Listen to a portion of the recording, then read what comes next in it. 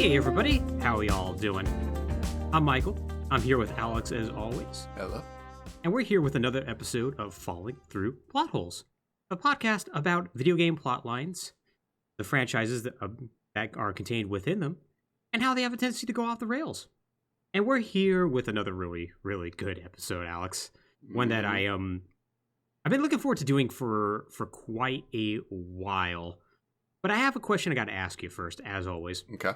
If you were going to be in a sci-fi series, in what character archetype would you be? Would you be the cool bounty hunter? Would you be like a random person on the street that gets randomly blown up by a laser, or somewhere in between? What would you be? I'm definitely thinking like independent ship captain, freelancer kind of thing. Perhaps smuggler. Kind of like would you have kind of like a steely heart or whatnot that kind of grows on people after a while? Yeah, something like that. Yeah, a good jet black sort of situation. Yeah. Yeah, all right. Yeah, no, I like that. Me, I would be a bartender with a really bad gambling problem who gambles on whatever the weird fake sci-fi gambling card game exists. Right, that's probably some variant of blackjack. Yeah, pretty much. Yeah, Zach or something like that. And, constantly loses and gets the entire crew in trouble. But at the end of the day, everyone just shrugs their shoulders and goes, "Oh man, that's Mike the bartender. Look at that. He almost got us all killed, but everything's all right." That's fun. I like that. Yeah. So as you can probably tell, we're going to be talking about a bit of a sci-fi series today. But I wanted to start this out kind of like last time by kind of going over a bit of a concept or telling you a bit of a story. So, Alex, I wanted to ask you another question, and that's, are you familiar with the idea known as the illusion of choice in video games? Yes. That, as I understand it, that being that all paths basically lead to the same outcome, but you create enough sort of superficial differences between those paths that the player feels like they are impacting the story and the world to sort of reach that outcome. I think I just realized what we're talking about. I bet you probably have. But yes, that pretty much is what the illusion of choice is. It tends to refer to the idea that, just to kind of reiterate, despite an abundance of choice in a particular game, this is the more of the negative interpretation of it. Your decisions don't matter because the developers want you to go in a certain direction, usually for narrative purposes. Mm-hmm. Yeah. There's a positive spin, there's a negative spin to this, really. Sure. This is something that people became more acutely aware of, this particular idea of the illusion of choice, in the 2000s and 2010s, because games started to become way more cinematic and simply more heavily reliant on narrative elements in a way that was more reflective of movies and TV. However, this always ran counter to what makes video games special, or it seems to anyways. The idea that you're an active participant and can make a choice. Choice extends all the way back to the earliest days of video gaming, right? Do you take the warp pipe in Super Mario Brothers, or you just continue on the stage? Do you take the top path in a Sonic the Hedgehog level, or the bottom path? What party members do you use in Final Fantasy? Stuff like that. Choice is what makes games special, but that sometimes runs counter to narrative-focused games such as RPGs, because if you're able to make a true choice, it would make it wildly different as far as how the story plays out. So now there's another reason for not offering true choice in these games, and I sort of already referred to this. With 3D assets needing to be generated, voice lines recorded and and asset generation in general, if you were to give true choice in video games, it would add a ton to the cost of development of these games. So a hasty compromise is done. Limited choice is offered with the idea that at some point, all choices will lead to a singular point, either the midpoint or the end being the most common. So I found this handy dandy little diamond line graph essentially. I don't know if you happen to see it on your screen, but I'll definitely describe it for people at home, and I'll post a link to it in the show notes. Basically, you start out at a single point, and then you flare out in maybe 4 or 5 directions. Maybe some of those will converge on a single point themselves. Maybe some others will split off to other choices. But the diamond gets bigger and bigger until you reach about the midpoint. Then it starts to come back towards the center a little bit. Then it splits back off.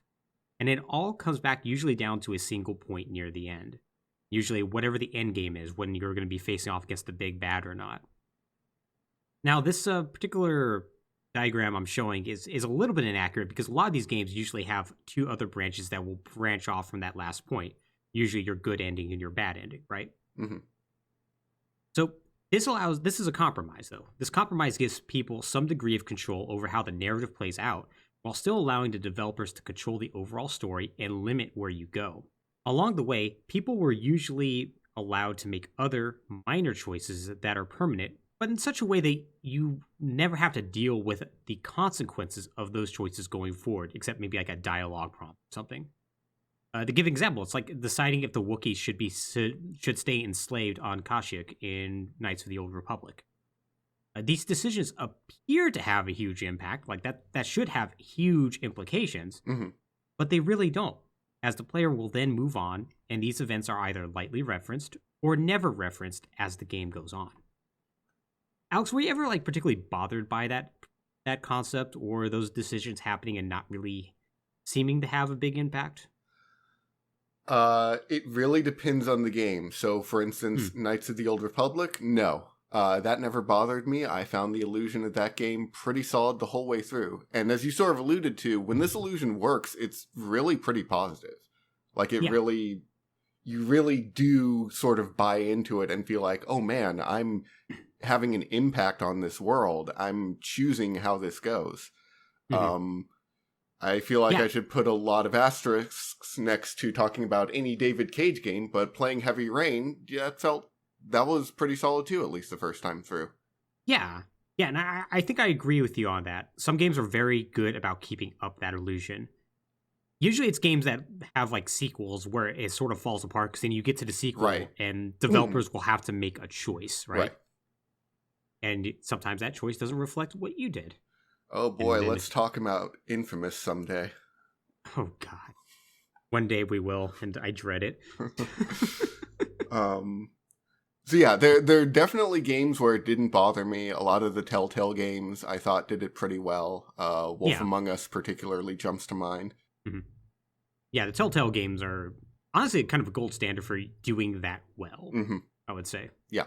So regardless of how impactful, though, these narrative decisions and decision trees were, they were a popular mechanic in PC RPGs in the late 90s and early 2000s. Because as we alluded to, if the illusion is done well, it does make it feel like you are making an impact. Yep. So companies such as Black Isle Studios, putting out games like Planescape Torment and Icewind Dale, were real masters of this. But it really only became very popular, or at least from like the wider general sense, I would say, with the release of Star Wars: Knights of the Old Republic for the PC and Xbox in 2003. Alex, have you ever played Knights of the Old Republic? I did. I played it on the Xbox back when it came out. Nice. Me too. Excellent game. Very good. It is 1A to Paper Mario: The Thousand Year Doors 1B as far as my favorite RPGs of all time. Like, at one point, I was literally playing this game every year. I would do a new playthrough. Yeah, that's fair. I would definitely say, as far as I can think of, it's definitely the best 3rd edition Dungeons & Dragons video game ever produced. Oh, yeah, totally. It almost got me into D&D. Yeah, fair. And then I looked up the D&D like source books and rules and then went, this is going to require a lot of time. It does, yes. That's not inaccurate. Not at all. Although it did get me to listening to a lot of D&D podcasts. Oh, yeah. Which was a lot of fun. That's a good alternative. Yeah. So, Knights of the Old Republic was developed by Bioware and published by LucasArts. It's kind of known as KOTOR for short, and it's a game set in the Star Wars universe that follows the story of an unnamed Jedi who tries to stop a Sith warlord from defeating the Republic and taking over the galaxy, all while learning the secret behind who he or she really is. This game was very successful. It sold around 3 million copies on the Xbox alone, which the Xbox wasn't a failure, but it wasn't a huge success. I think it had 26 million Xboxes were sold over its lifetime, somewhere around that ballpark. It sounds right, yeah. But so still 3 million copies out of that is quite impressive. And once again, that's just for the Xbox. That's not counting PC and Mac. And it helped introduce these concepts to a wider audience, which is the really important thing, through a well-told Star Wars story. There were plenty of decisions you could make along the way, such as which characters would live or die, outcomes for the different species, once again, such as the Wookiees, and corporations that were present in the game, such as like, oh, is this corporation going to end up having a real bad time or not? And of course, the ending itself. Does the dark side or the light side win? Now, KOTOR had another very important thing to it that is going to tie into this illusion of choice a little bit. It had an alignment system. Yes. Now, yes. The alignment system was not pioneered by this game, but it was a very popular concept at this time. Once again, this is kind of just introducing us to a wider audience, right? Mm-hmm. Many decisions would affect an in-game alignment system that would determine if your character was in tune with either the light side or the dark side. Are you going to be good or evil, essentially? Which usually was comically good and comically evil when it came to Knights of the Old Republic. Yeah, you took any sort of middle path that's like, you get nothing. Yeah. So this in turn had gameplay ramifications. This has an unfortunate side effect, though. Because by having gameplay ramifications tied to this moral alignment system, it meant that players were incentivized to min-max their characters for the greatest benefit, because it was detrimental to stay morally gray. Mm-hmm. In Knights of the Old Republic's case, it meant that force powers weren't as strong as they could be, and certain items were either limited to light-sided or dark-sided characters. In fact, if I remember correctly, if you went dark-sided, you were actually really hurting your character because you missed out on some really good lightsaber crystals that really increased your damage output. Right. You can see why this is a problem in a game that involves choice. It means you have to go strongly in one direction or another if you want the greatest gameplay benefit. Now, Knights of the Old Republic wasn't the only game to fall for this trap. Other games like Fable also had narrative decisions and alignment systems that would lead to better gameplay benefits depending on what path you take. This, however, highlights a simple fact about the illusion of choice. Not only will the decisions made often lead you back to a single point, even smaller decisions have a right or wrong choice due to the gameplay implications therein. Yeah. There's a really fascinating paper that was on Duke University's website that I found that actually talked about alignment systems and skill trees in that hot banger, Dante's Inferno. Oh God, I forgot that had an alignment system. It did, and he talked about like, well, if you go like along the light-sided path and pick all the holy skills, you're making that game impossibly tough for you because all the enemies at the end game are immune to that. Right, which I can sort of understand how that would be like a narrative theme for the game. Mm-hmm. Like, it's difficult to maintain sainthood among the denizens of hell or whatever. Yeah. But also, holy crap. Yeah, right. Yeah, especially since if I remember correctly, that's not readily apparent that that's a bad choice you're making. Yeah, probably not. Mm-hmm. Also, I should clarify before I say this. I really like Infamous. I really like the Infamous games, and I generally like Sucker Punch a lot. They are good games. They are legitimately good games. If you want to see a game that took all the wrong lessons from KOTOR, go play Infamous. Holy crap.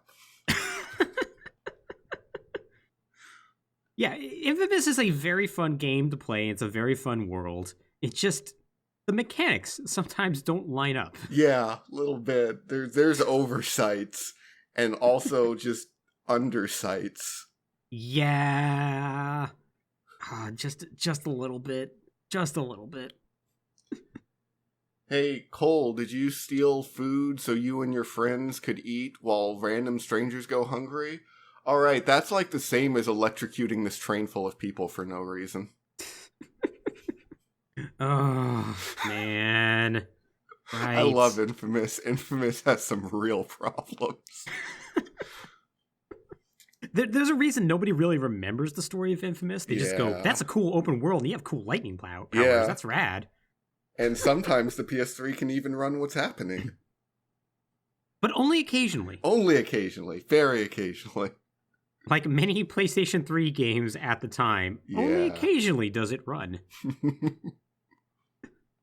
So yeah, this was an obvious problem, right? Mm-hmm. And companies such as Bioware took notice, albeit at first in half-step measures. And once again, we're talking about like alignment systems.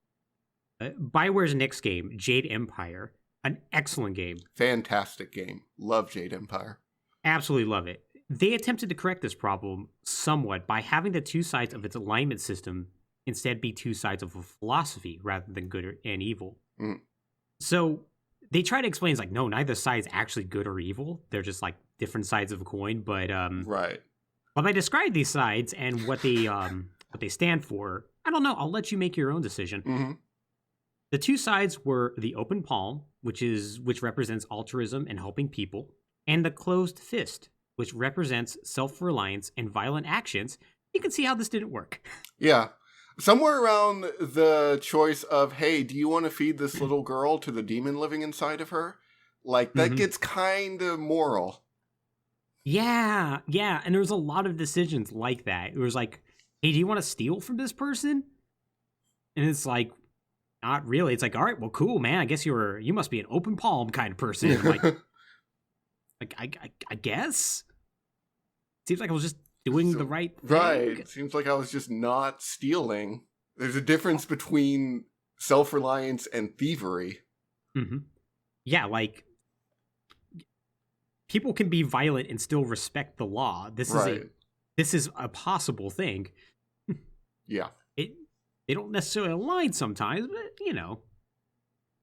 But yeah, so this also didn't address the issue with these types of narrative. And that's the fact that you still, in Jade Empire, you still barrel towards a common ending, right? Mm-hmm. Bioware, however, felt they had a solution to that as well. In 2004, they began development on not just one title, but 3 games. All 3 would combine to tell an overarching, epic plot where decisions made in previous games would influence decisions in later installments in ways players could never expect.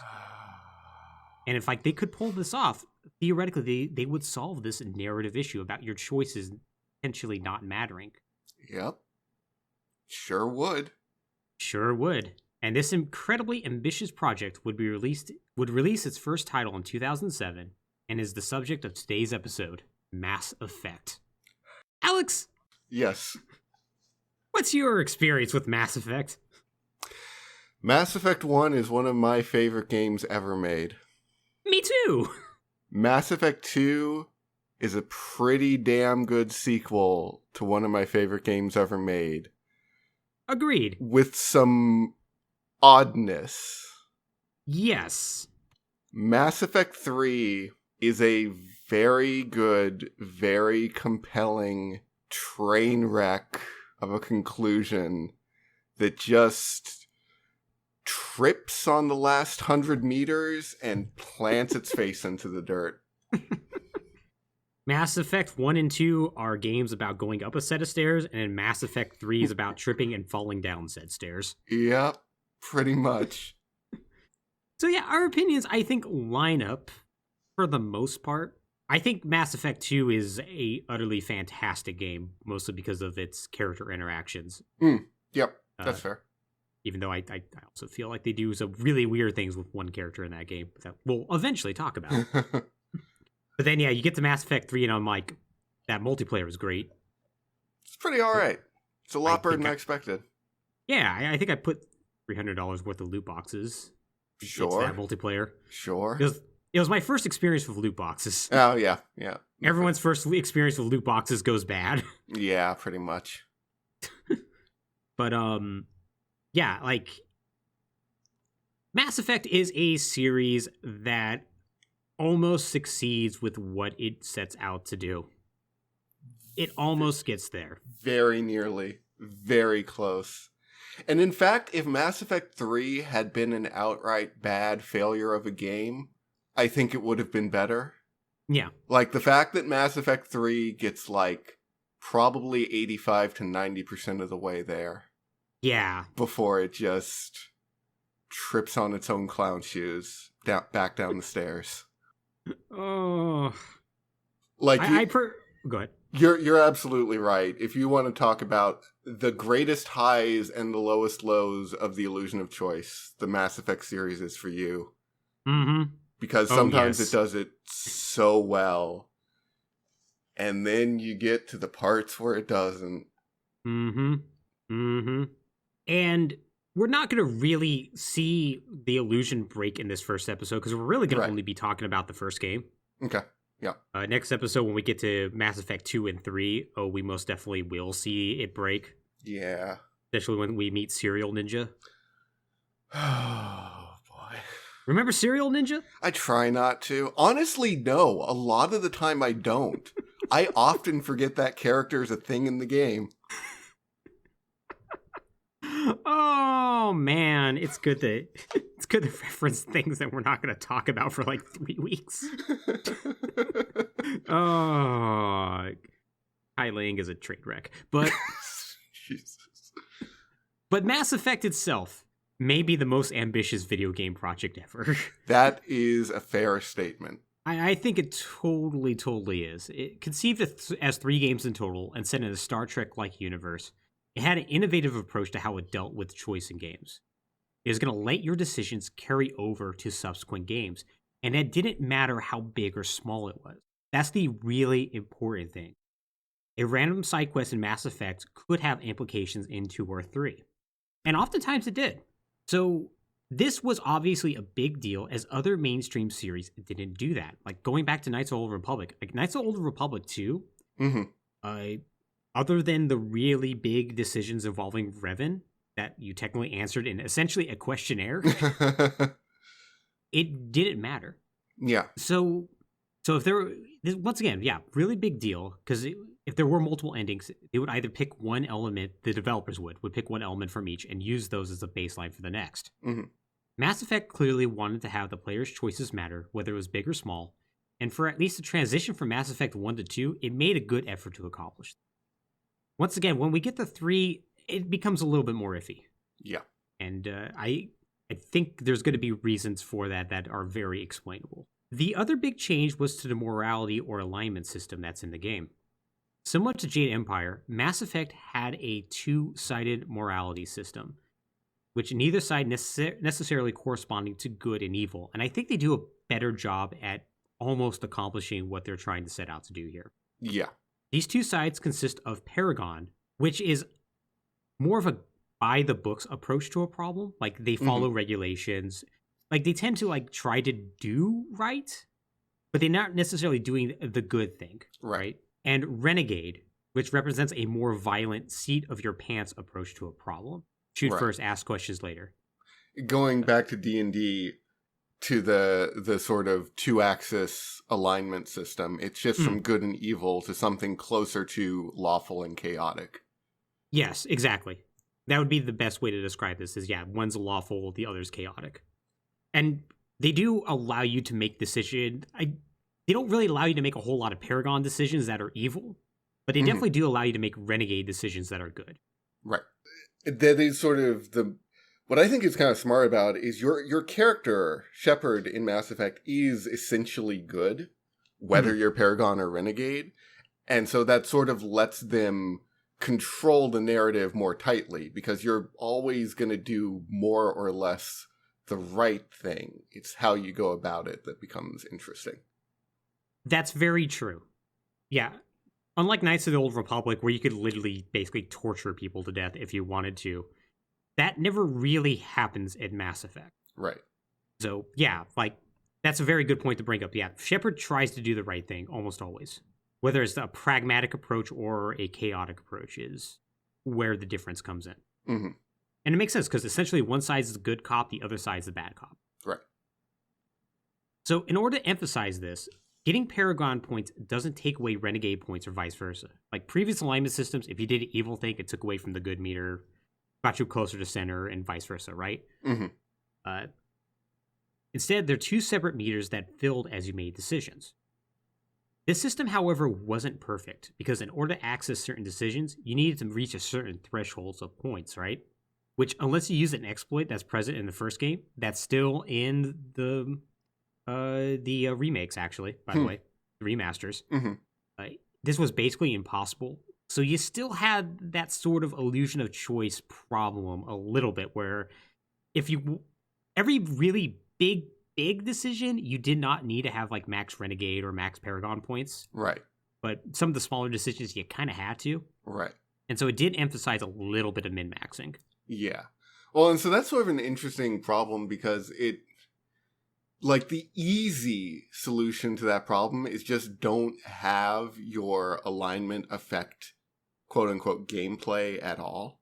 Mm-hmm. But then the question becomes, well, do you want to do that? Do you want to make it strictly narrative, or do you want to make it mechanical in some way?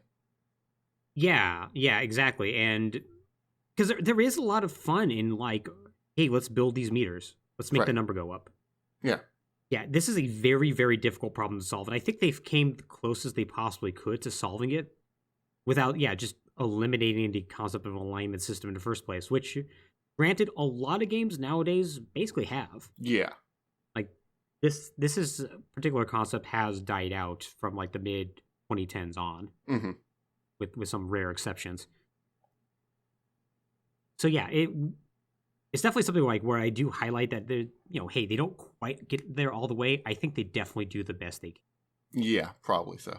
So in order to bring all this together and make you actually care about this world, though, Bioware had to create a gaming world that would make the players' decisions feel like they matter. Because like with Star Wars, it's very easy to make decisions that feels like it matters. Like everyone loves the Wookiees, right? Sure, so, like, of course. You care about what happens with them, theoretically. But yeah, like, one would hope. Yeah, one would hope. One would hope. When you're creating your own new game world, though, there's a lot of work that needs to be put into it for you to actually care about what's going on there, because you've never interacted with it before. Like, we've all grown up with Star Wars, right? Right. We haven't grown up with the Asari. Correct. That being said, Mass Effect may very well have one of the most well-realized universes straight out of the box. It's very good. It is very good. I am not going to sit here and say it's original in any sense. No. It is 100% Star Trek. Absolutely. It is straight up secondhand Star Trek. But they put enough of their own spin on it, and they put in the work. The important thing is they put in the work. Yep. That makes it actually matter. So to give a little bit of backstory on it, taking place in the year 2183, it tells the story of humanity's relatively late arrival to the galactic community, with various alien species having had access to space travel for thousands of years compared to humanity's 35 years. Mass Effect had to establish complicated backstories for each of these races, the technology present, diplomatic relationships present, all while not overwhelming the player. This is an obviously difficult task, and if nothing else, it's the one part of the story that Bioware truly seems to deliver on wholeheartedly. Mm-hmm. They accomplish this in multiple ways, organically through just playing the game, taking on a quest, and also giving the players an optional codex to go through hours of documents dealing with the most minute detail. I absolutely love how they did that. Yes. I loved going through that codex, all three of the games. Absolutely. And I have to especially give props to the way they balanced and made choices between those two sort of delivery systems about which info needs to go in which one. Mm-hmm. That's really easy to mess up, and if you want to see someone mess it up, go play Final Fantasy 13. Yeah. A game whose codex contains the entire setup for the game and what's going on and who these people are and why you should care. Yeah, exactly. Yeah, because they don't bother to really tell you that too upfront in that game. Yeah. Like, there's some ancillary dialogue in Final Fantasy 13 where they sort of do mention it, but yeah, if you really want to get the backstory, you have to actually read up about it. Whereas when you're playing Mass Effect, you learn about things like the First Contact War. Like, you're told about it. Like, you're not like explained. It's not explained to Shepard or anything like that. But they mention it's like, oh man, those Turians, man, I hated them since the First Contact War. Right. They really kicked our asses. Yeah, and then you go, maybe I should look that up. I wonder if that's in the Codex. Right. Or if you're not interested in that, you don't need to learn it. You can just play the game and you just enjoy the story that's presented in front of you. But you can still use the context clues of like, okay, first contact, so this is probably the first alien race we encountered. It was the Turians. It was a war, so things didn't go well. They were presumably a spacefaring race that preceded us in space for hundreds, if not thousands of years, so their tech was probably better. So they probably kicked our asses pretty good. So yeah, there's like a lot you can pick up without having to go digging for the details. But if you're the kind of player who does like to get more of that backstory information, it's there for you to go look at. Yeah, you totally can. And yeah, with all that information that's present, and once again, it gets down to even the most minute details, and like they separate it out by making sure like the really important information's up top, like fully voiced and everything like that. Mm-hmm. And if you like want to learn about this like really weird side magazine that like one of the races puts out, you can learn about that too if you really want to. But it's buried down there. Like they make sure not to like surface like kind of useless. Hard to call that useless information, but like information that's maybe not as pertinent. Right. Yeah, It's also one of the first games I can think of where they unlock that in pieces as the information becomes relevant to what's happening. He has never dumped on you. Yeah. And then it's always like, hey, you have a new codex entry, like right after the relevant thing happens. That it's like, if you want to know more about what was just talked about, just press this button and we'll show you that entry. Yeah. Yeah, it's very smart that they do that. It never feels overwhelming because of that. Yeah. So Mass Effect's development is relatively straightforward, at least for the first game. Like, considering like the grand scale of video games and whatnot. It seems for like the first game. Yeah, it seems like it was relatively smooth, right? Mostly, yeah. So conceived of as early as 2003, with pre-production beginning as early as 2004. So like they were thinking about this while they were making Knights for the Old Republic. Mm-hmm. Mass Effect was, once again, conceived as a trilogy from the very beginning. Now, in order to put up all this groundwork, Bioware was obviously going to need a sizable amount of cash up front to make this happen. Like, video games cost a lot of money. Right. One video game costs a lot of money. Putting in the work and basically the foundation for 3 games, that's a lot. Mm-hmm. Now, in November 2005, they were going to get that cash because they announced a partnership with a private equity fund called Elevation Partners. Okay. While not entirely sure of the nature of their investments beyond general media, I know 2 facts about them. They're named after the U2 song Elevation, which not a big U2 fan. Yeah. U2 has good songs. Sunday, Bloody Sunday, great song. Yeah, got some good songs. Yeah. I'll agree with that. Don't like Elevation. Not a huge fan. Nah, kind of an song. Welcome to this podcast where we randomly give our opinions on U2 out of nowhere. But it is actually relevant because Bono was part of this partnership. All right. He was not one of the founders, interestingly enough. But he was one of the partners. Did he just see something with Elevation in the name and go, I got to get in on that? I would not be shocked if somebody one of these investment bros probably like talked to Bono and went, man, we really like Elevation. We named this partnership after you. You want in? And he was like, cool, man. That does sound like a thing that would have happened. Oh, yeah, undoubtedly. I can tell you, though, that one of their founders was John Riccitiello, then president and CEO of Electronic Arts. So this made it very easy then in 2007 when EA just decided to buy both Bioware and another studio, Pandemic, from this fund. Because this is the sort of thing, when you're the head of both, you could just sort of make it happen. Okay, so I got to take another tangent right at this moment because I need to talk about Electronic Arts. Because I remember a time when EA wasn't the devil. I remember a time when Electronic Arts was not the worst thing in the world. In fact, they were pretty cool.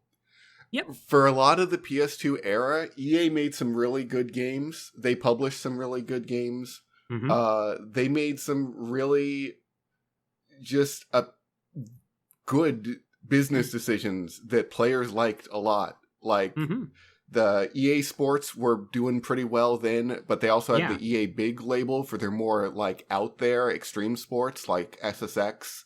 And, the Street Series, and And I remember when they picked up games like Burnout, because Acclaim frickin' just burned to the ground, and I was sad because I really liked Burnout. And Burnout was going to go away, but then no, EA bought it. EA saved Burnout. EA saved Brutal Legend. They published Mirror's Edge sort of early on in the 360 era, which was this weird kind of experimental free-running game out of the Battlefield people, which that's weird, but okay, they're going to like take a chance on this and just see what happens. And it was a really cool, beautiful looking game. Yeah. So yeah, all this to say that like in the PS2, in the PS1, the PS2, and even a part of the PS3/360 era, EA was not the worst thing in the world, and in fact, they did a lot of things that people liked and that made people happy. Mm-hmm. And so when this happened, when they bought Bioware and even Pandemic and started, publishing Mass Effect, that seemed pretty cool. Because, hey, BioWare's got money to do cool stuff now. Yep. Yeah, no, totally. And like, EA was really cool up until the point when like Skate 3 came out. Yeah. And it was all downhill from there. Because like, Yeah. it was either then or right after that is like when the EA Wives thing came out, when we learned about like kind of like our first real true encounter like on a white like a mainstream basis of like video game crunch, right? Yeah. And then that's when EA started just shuttering random studios because they weren't meeting investment targets, regardless of success or not. And then like they got a monopoly on the various sports series, and they started to just kind of not care about them or focus on loot boxes, right? And then that led to eventually them, like getting the exclusive Star Wars license, and then having the absolute opposite reaction of when they bought BioWare. Like, they bought BioWare and put out this cool sci-fi game. And it's like, that's rad. Yeah. They bought Star Wars. They got the Star Wars license. Oh, no. Yeah. Yeah, they got to pull that license, and everyone's like, oh, could it be anybody else? Well, maybe this will be... They're going to bring back Battlefront? Oh, no, Battlefront. Oh, no. Just to bring it full circle, I think that sort of EA Wives thing, if I recall correctly, that was around the same time they released Dante's Inferno. And had that marketing campaign where they hired people to act like super conservative Christian protesters outside of E3 to be video games are the devil, go away, as a publicity stunt. And then it was revealed that was a publicity stunt, and people went, what? Oh, I had to actually look this up. I forgot about that, by the way. Yeah, that was one of the dumbest things in the world. Everything about Dante's Inferno is the dumbest thing in the world. It really is. Oh, boy.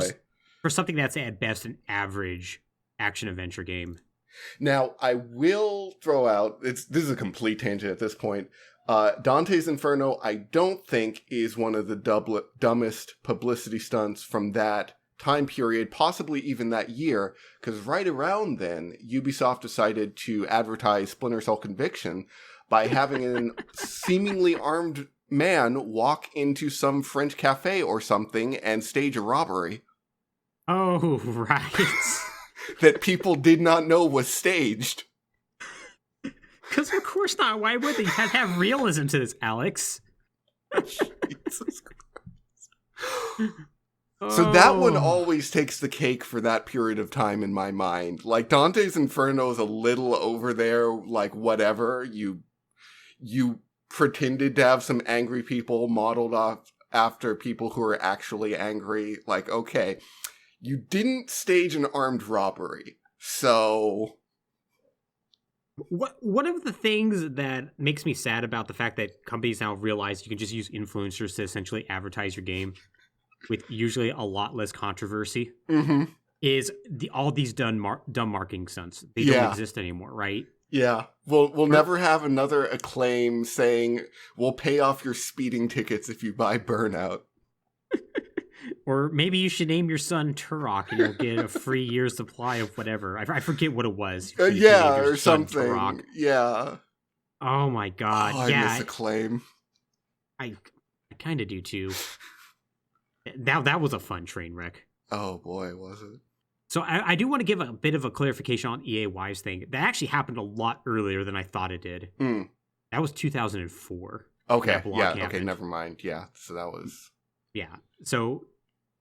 I knew it was early on, but for some reason I thought that was post-Mass Effect. But no, apparently the settlement was post-Mass Effect. It was late in 2007 when that was all settled out. So, yeah. So, point is still that EA wasn't considered completely evil until a little bit after Mass Effect. Like, at the time that this began, I would take EA over Activision any day of the week. Oh, God, yeah. Nowadays, I probably still would. I go back and forth on an almost daily basis. It's a deal with the devil regardless. Yeah. So, once again, this sort of acquisition did turn out to be a bit of a blessing. It gave BioWare the funding it needed to make the project a reality. In a very not EA sort of move, they seemed to recognize this as a sure thing and sort of kept out of BioWare's business. This allowed BioWare to concentrate on the game. Key players who worked on the game included Casey Hudson, who was the director and co-writer of the game's scenario and plot. And also, he was the director of Knights of the Old Republic, which I actually did not realize. And a name I'm going to butcher, but it is important. Drew Karpyshyn, who's the main writer for the first 2 games, but strangely not the third. Funny that. Wonder if there's going to be some problems when that comes up. I wonder. Talented voice actors and actresses were brought in, including longtime collaborators such as Raphael Sbarge, voice of all bad characters at BioWare, such as Karth. The incomparable Jennifer Hale, who was the voice of the female Commander Shepard. And of course, Keith motherfucking David. Yeah. Don't need to say anything else. Whenever Keith David shows up, Keith David should just keep speaking because he's fantastic. Whenever Keith David isn't on screen, all the other characters should be asking, where's Keith David? Exactly. As another aside, I saw the trailer for like the new Rick and Morty season. And I was like, I'm not really that interested. And then Keith David's character showed up, and I'm like, okay, nah, all right, I'm paying attention now. Yep. You got me. That's all you need. So the game's development seemed to go smoothly. It was hyped all over the place, and upon its release, seemed to live up to the hype. It had an overall Metacritic score of 91% on Xbox, I believe. I think PC was 89. And everything seemed like it was going BioWare's way, except for one slight controversy.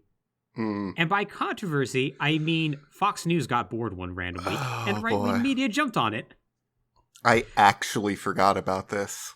I did too, until I started looking this up, and then I went, oh no. Like, it's so nothing that I actually didn't even bother to remember it existed. But it really occupied, the airwaves. It was a solid week. Yeah. It was the biggest deal. And there's just nothing to it. There really isn't. And before we jump into it, though, I do want to ask you, Alex, what do you think about BioWare and the romance subplots? I personally think they're usually terrible. Bad, yeah. I'm just going to say bad. Generally bad, occasionally kind of touching, usually just feels shoehorned and obligatory. Yeah. And it's funny that, their laziest one is probably their best, at least in my opinion, the one in Knights of the Old Republic with Bastila. Because that... I don't know. It's not saying much. I'm not saying that's saying much. I don't... a lot of negging goes on in that one. That little bit. It's not great. Yeah. I the only thing I really remember about that romance plot line is just getting to the end where you can be like, I love you, Bastila. And she's like, oh, yeah, I love you too. And I'm like, yeah, that's sort of how I feel about this whole romance.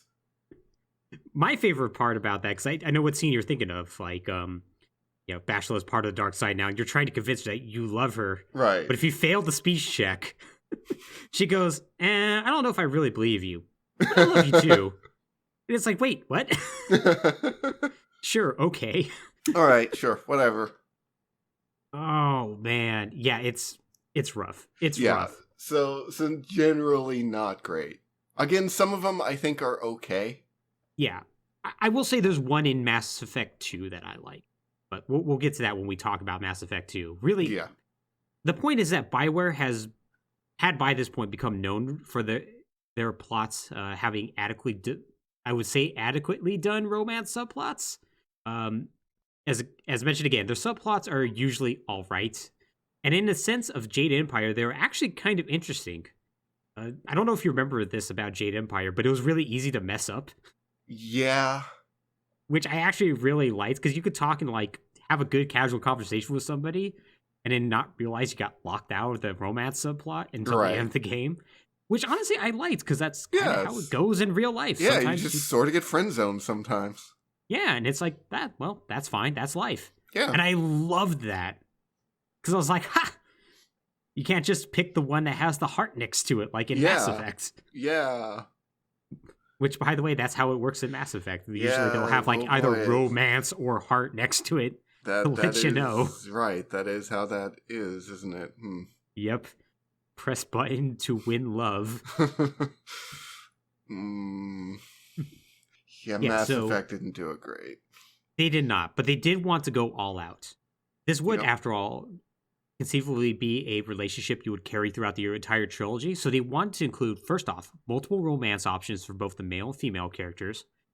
And for the female character, that included a lesbian relationship in all but name. It's one of those things where it technically isn't, but it is. Sort of, yeah. The relationship then would later be consummated in-game, and you would see a very PG-13 sex scene that includes flashes of a butt on occasion.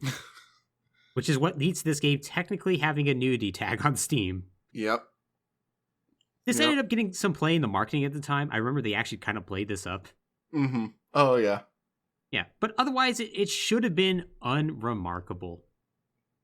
Except that it wasn't. Oh, God. On January 13th, 2008, on townhall.com, Kevin McCullough, a conservative writer known for books such as The Kind of Man Every Man Should Be, which is exactly the type of book you think it is, wrote The Sex Bot Race for President. If that article title doesn't make sense, it doesn't. It's an article that criticizes the game for allowing its players to engage in the most realistic sex acts ever conceived, which, no. I mean, maybe? No. One can custom design the shape, form, bodies, race, hair, style, breast size, not true, of the images they wish to engage and then watch in crystal clear, HD, 54-inch screen, HD clarity, as this video game person's hump in every format, multiple, gender-oriented, possibility they could think of. In case you're wondering, there are so many commas in this because something about conservative writers and not actually putting periods is just, they just don't understand the concept of it. It's frustrating to ever read anything from see, if your sentence ends, it gives someone else an opportunity to stop talking, so you need to never let it end. Oh God, that is the reason, right? Even in writing, when they're by themselves. The point is, though, is that what he said is not true because there's no male-on-male relationship options. Just to point that out. Yeah, and of course, there's other, just smaller things that are like, yeah, I guess you can customize Shepard, but you don't have that much control, and it's all sorts of weird. It's just, it's wildly inaccurate and incredibly sensationalist, and just yeah. He further goes on to state that because of the digital chip age in which we live, Mass Effect can be customized to sodomize whatever, whoever, however the player wishes. And with his over-the-net capabilities, virtual orgasmic rape is just a push of a button away. What? Yeah. Wait, I don't even know what that means. Let's just break down that statement. No, in fact, you know what? Let's not. It's not worth the use of the human brain to analyze any part of that. You don't want to figure out what the hell he means by virtual orgasmic rape? I don't. Oh, man. It's like this man watched like one episode of some like dystopian sci-fi show, like some Outer Limits episode, where they're having the VR sex. And he went, this is what the future will be. God. This kind of sort of would be whatever, because while, Kevin McCullough was sort of kind of ish big at the time, he really wasn't that mainstream. Right. But then Fox News had to step in. In a segment on Live Desk, hosted by Martha McCallum, in a horrifically titled a segment too. For some reason, they just really insist on using the name Sex Box. It's like no originality. It's awful. It's awful. But anyways, the point is that she states that the game leaves nothing to the imagination and features the ability for players to engage in full graphic sex, which once again, no. So she had two people on there. She had video game journalist Jeff Keighley. All right. And psychology specialist Cooper Lawrence. And basically it's a really fun 8-minute interview to watch that I don't recommend watching, but if you do watch it, it's a lot of Jeff Keighley looking very, very done with what's going on. But Lawrence describes the sexual content in video games as teaching their active users to consider women as objects of desire valued solely for their sexuality. I don't know if I necessarily completely disagree with that, but I think she is overbroading it in Mass Effect. She is very much overstating it and twisting it to her end goals. Yes. But I will say she's not necessarily giving the romance plot lines in Bioware games too little credit. No, she is not. She added that the game's player character is a man, which once again could also be a woman. Yeah. Who decides how many women he wants to be with, which, no. Keighley focused on challenging the accuracy of her statements and asked her if she actually played the game, to which she responded, no. BioWare's parent company, Electronic Arts, requested a correction from Fox News, but they simply responded that the company had been offered a chance to appear on the channel. They would later issue a retraction to this segment, so they basically did apologize. Yeah. After watching somebody play the game for 2.5 hours, Cooper Lawrence later retracted her earlier statements. She added that she had been told the game was similar to pornography, and noted that she has seen episodes of Lost that were more sexually explicit. Yes. In the interim, largely as a reaction from offended the gaming community, her latest book attracted many customer reviews on Amazon, which rated 1 star out of 5, noting satirically that they had not read her book, but heard for somebody else that her book was bad, thus voted low. All right. That seems petty. It's very, very petty. It's very, very petty, but, you know. The controversy itself was so overblown and so ridiculous that Jack Thompson, of all people... God. Yeah, Jack Thompson. There's a name I haven't heard in years. A man who was so against, like, violence and sexual acts in video games that, like, he was an anti-obscenity campaigner, and he was so ridiculous that he actually got disbarred by the Florida bar. The Florida bar. The Florida bar. First off, it is very tough to be disbarred. Yes. You have to try. Jack Thompson found a way to do so in Florida. Oh, God. And he said, in reference to all of this contrived controversy is absolutely ridiculous. He even thought that this was stupid. He said, the guy who shot his mouth off has absolutely no idea what the hell he's talking about. Now, to be fair, I don't know if Jack Thompson just had a moment of clarity on this subject, or if he was just mad he wasn't the one who instigated it. Oh, yeah, he wasn't first across the line with this one? Yeah. Yeah, we really could go either way with this, right? I could believe either or. So this was obviously a completely ridiculous segment, and as Alex mentioned, and I mentioned, we kind of forgot about it. It just kind of faded away. Yeah. But it still had an effect. Sex scenes and even gay and lesbian relationship options were toned down or removed from Mass Effect 2. And while it's never definitively stated, it does seem this backlash had something to do with it, because there were lines of dialogue that were recorded for scenes between certain characters, like that were gay or lesbian relationships that were removed from that game. All right. So this clearly had an effect. And like the sex scenes in Mass Effect 2 are the most nothing sort of things in the world. Yes. Which is fine. They don't have to be more than that. They really don't. But the point is that they clearly looked at this and went, let's not upset these people. And given that it kind of erased the potential gay and lesbian relationships that would not show back up until 3, I think that's for the worst overall. Yeah, I agree. It also feels like, okay, just to make sure I don't sound like an EA apologist with my earlier statements, I'm going to lay that decision at EA's feet. I'm just going to assume that was a publisher decision. I would not be shocked, yeah.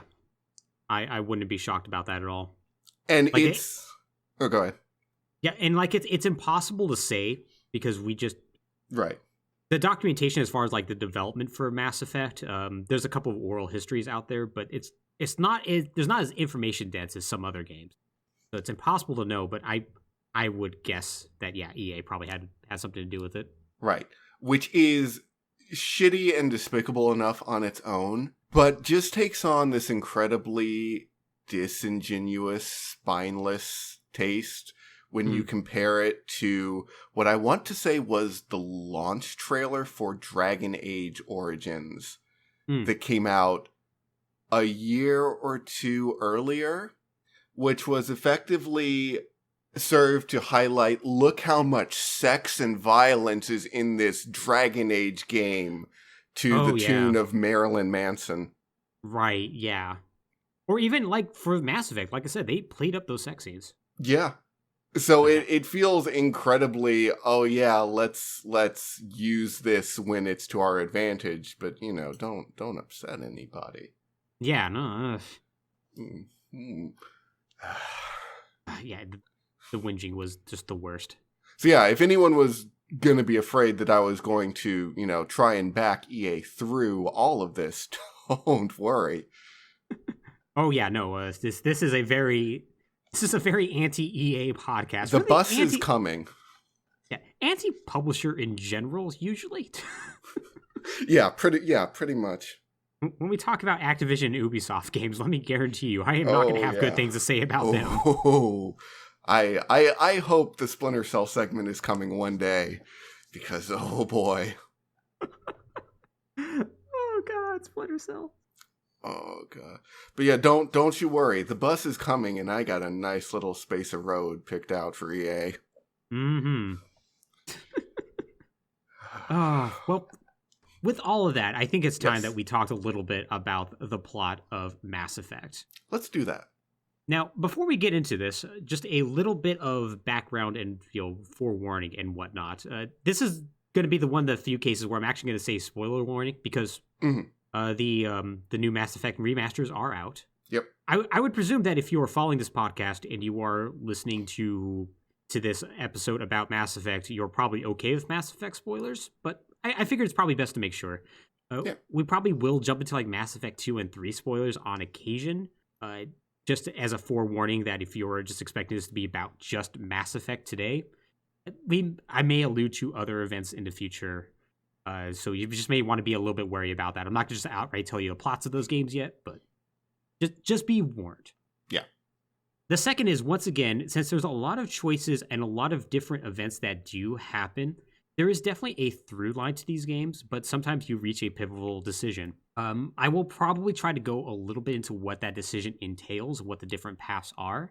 Not into too much detail, but we may take a little bit of time with that. Right. And finally, the last thing is that you can play as either a male or a female shepherd. For the purposes of this, because I played through the game as a femshep, because Jennifer Hale rocks, and that's just what I did. I'm going to be referring to Shepard as she. So just don't get confused about that, I suppose. Okay. That is, I believe, anthropologically correct also. Oh, is it now? I want to say that she is the gender-neutral pronoun for anthropology, but I should yes. I think you're correct about that, yeah. I don't know why that flew over my head for a second. All right, so with that, let's jump in to the story, Mass Effect. So the reason why we're only going to be going over Mass Effect this time around is because there's obviously going to be a lot of story and background and whatnot that we're going to be getting into. But to start with, in the year 2183, a prototype Alliance warship known as the SSV Normandy travels from Earth's orbit to the mass relay at Sharon. On board it is Captain Anderson, once again voiced by Keith fucking David, who is in discussion with Admiral Hackett of Systems Alliance Command and Ambassador Donald Edina concerning a member of their crew, a one Commander Shepard. They're talking about whether or not she could potentially become the first human Spectre. Spectres being kind of like essentially the cross between the Navy SEALs and CIA for something called the Citadel Council, an overarching governing body of all the alien races. Meanwhile, though, this ship is on its way to Eden Prime on its first ever mission in order to just shake it down and see how the systems are going. So, at this point, humanity has been on the world stage for a very short while. They essentially have only known about other alien races for about 35 years. They had discovered an ancient alien artifact on Mars. which was called I forget what exactly it was called, but it was what's considered a Prothean artifact. Protheans being this ancient alien race that existed like 10,000 years before and just suddenly disappeared, or thereabouts. After they discovered this, they ended up being able to develop space travel at an alarmingly quick rate. They discovered this big machine called a mass relay just outside of Pluto's moon Charon, and that's how they were able to travel the wider galaxy. Sometime after that, they began establishing galaxies. That'd be really impressive. They began establishing colonies when they ended up running into a race of beings called the Turian. Turians are kind of weird lizard or insect sort of people. They're humanoid in nature. They're just very scaly and rough and whatnot. And they were a very militaristic race. And they saw that they were colonizing these random planets and opening up these mass relays, and they went, oh, you're not supposed to be doing that, because they're basically the space cops, and attacked them. This led to the First Contact War, where the comparatively small Systems Alliance military, which is basically just the name of like the collective military might of the Earth, fought against the Turians. And despite the fact that the Turians should theoretically be more advanced, they kind of got fought to a standstill. Eventually, the war was going to escalate to this really big thing when the Citadel Council stepped in. It basically introduced themselves to humanity in the wider world of what's going on, all the different races, and said, you should probably stop this or we're all going to war with you. And also told the Turians to stand down as well. And so that's how humanity came onto the scene. Because of this, though, humanity is considered newcomers to the greater galaxy. And they're also considered a very militaristic society because they shouldn't be this advanced, but they were able to fight in a way that was very outsized compared to their relative size and power. So they're kind of looked at with great suspicion, and because of that, human-Turian relations are also not that great. The Normandy is supposed to be something that bridges this gap. This is a ship that was co-developed by both the Alliance military and the Turian hierarchy, and it's meant to kind of represent the two races starting to come together. So they're going on the way to this shakedown mission when Commander Shepard is called into a meeting room with Captain Anderson and another Turian named Nihilus. Nihilus is a Spectre, and he's been sent by the Council to observe Commander Shepard to see if she's going to be worthy to be part of the Spectres. And this is going to be just their first mission. And it turns out this mission is not going to be just a shakedown run. They're heading to this human colony called Eden Prime to find this Prothean artifact. And so, depending on how well Shepard does in this mission and other missions, she may become the first human Spectre, which would really raise the prestige of humanity in general and help out their overall goals of being seen as an equal. So, they are talking and whatnot when they get an alert that Eden Prime is now under attack. And they see footage of Alliance soldiers fighting, and they see this giant purplish, almost, it's hard to see because it's out of focus, but it looks like a giant ship that's just like blowing things up on the surface.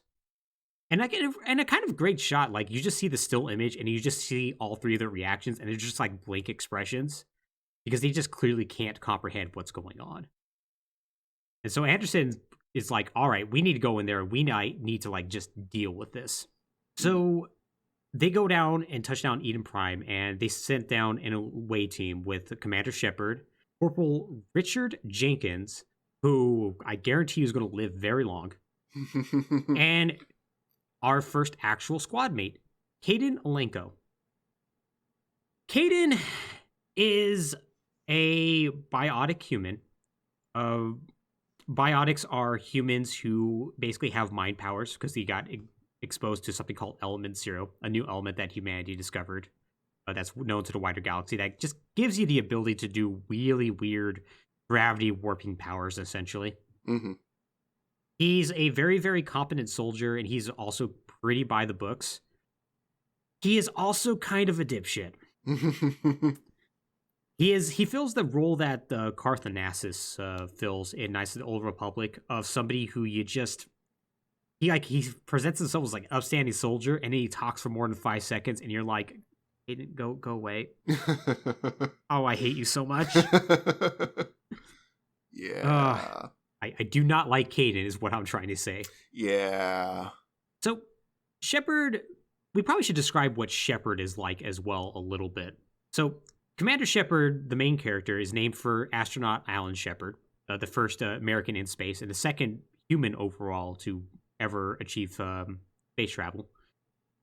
She is the stalwart leader and XO of the Normandy, an excellent soldier serving in the Systems Alliance N7 Special Forces program. She is very serious about her job.